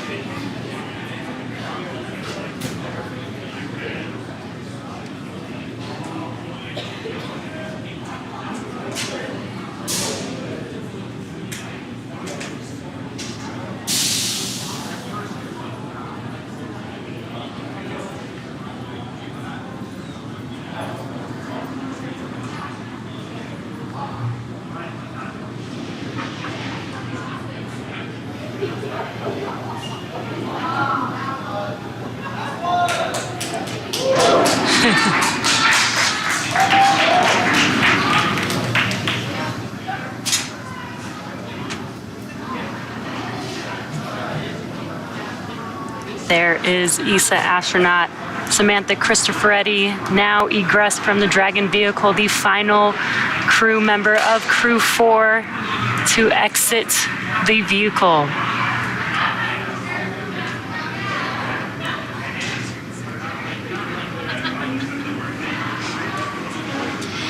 Well, now that Kjell Lindgren, Bob Hines, Jessica Watkins, and Samantha Cristoforetti are safely back home on Earth and getting checked out by the NASA medical team, we're going to wrap up our live coverage of the return. This all kicked off on April 27th from historic launch pad 39A at the Kennedy Space Center in Florida. After a successful liftoff and separation from Falcon 9, Kjell, Bob, Jessica, and Samantha made a 16-hour flight on board Dragon to the International Space Station. Since arriving at the space station, they spent nearly 6 months as members of Expedition 67 and 68, executing science experiments, spacewalks, and repairs while aboard the orbiting laboratory. And their journey home began earlier today, October 14th, when they closed the hatch to Dragon and undocked from the International Space Station at 9:05 a.m. Pacific time. After 4 successful departure burns and a phasing burn to line up their orbit, Kjell, Bob, Jessica, and Samantha rested for a few hours before waking up to prepare for re-entry this morning. We jettisoned Dragon's trunk and performed our final on-orbit maneuver, the Deorbit Burn, at 1:01 p.m. GMT or Pacific time to send Dragon on the path home. The spacecraft re-entered the Earth's atmosphere and slowed its descent with successful deployments of 2 drogue parachutes and 4 mains, with the final splashdown occurring off the coast of Florida at 1:55 p.m. Pacific time. Now, following that successful splashdown, we saw SpaceX recovery experts move in and prepare Dragon Freedom for its lift onto the recovery vessel. And just a little less than an hour ago, following splashdown, we saw Kjell, Bob, Jessica, and Samantha make their way out of Dragon into the recovery ship's medical facilities, safe and sound. And next up, they'll catch a helicopter flight back to shore, where they'll transfer to aircraft that will take them home. Kjell, Bob, and Jessica and Samantha will take a NASA plane for the short flight back to Houston, and Samantha will board a plane back to Europe after that. They'll be reunited with their families to bring an end to this successful mission. It's been an honor and a privilege to share their journey with all of you as we continue this new era in human spaceflight. Now, return today marks the end of the direct handover we just executed after successfully launching the Crew-4 mission to the space station just a little over a week ago. It has been an incredible honor and joy to share this mission with the public. All the teams from SpaceX and NASA continue to work hard to keep America leading the world in human spaceflight. Continue to follow SpaceX and NASA online and on social media for updates for the very latest on crew and cargo flights to and from the International Space Station. And we'll continue to share the progress of Kjell, Bob, Jessica, and Samantha on social media as they travel back home. Now, we also do have a post-splashdown media telecon coming up at approximately 3:30 p.m. Pacific time, 6:30 p.m. Eastern, where leadership from NASA, ESA, and SpaceX will share a final update as we conclude this successful mission. So we'll say thanks one more time for tuning in and cheering on Kjell, Bob, Jessica, and Samantha as they made their return back to planet Earth. From all of us at NASA and SpaceX and ESA, welcome home, Crew-4. So long.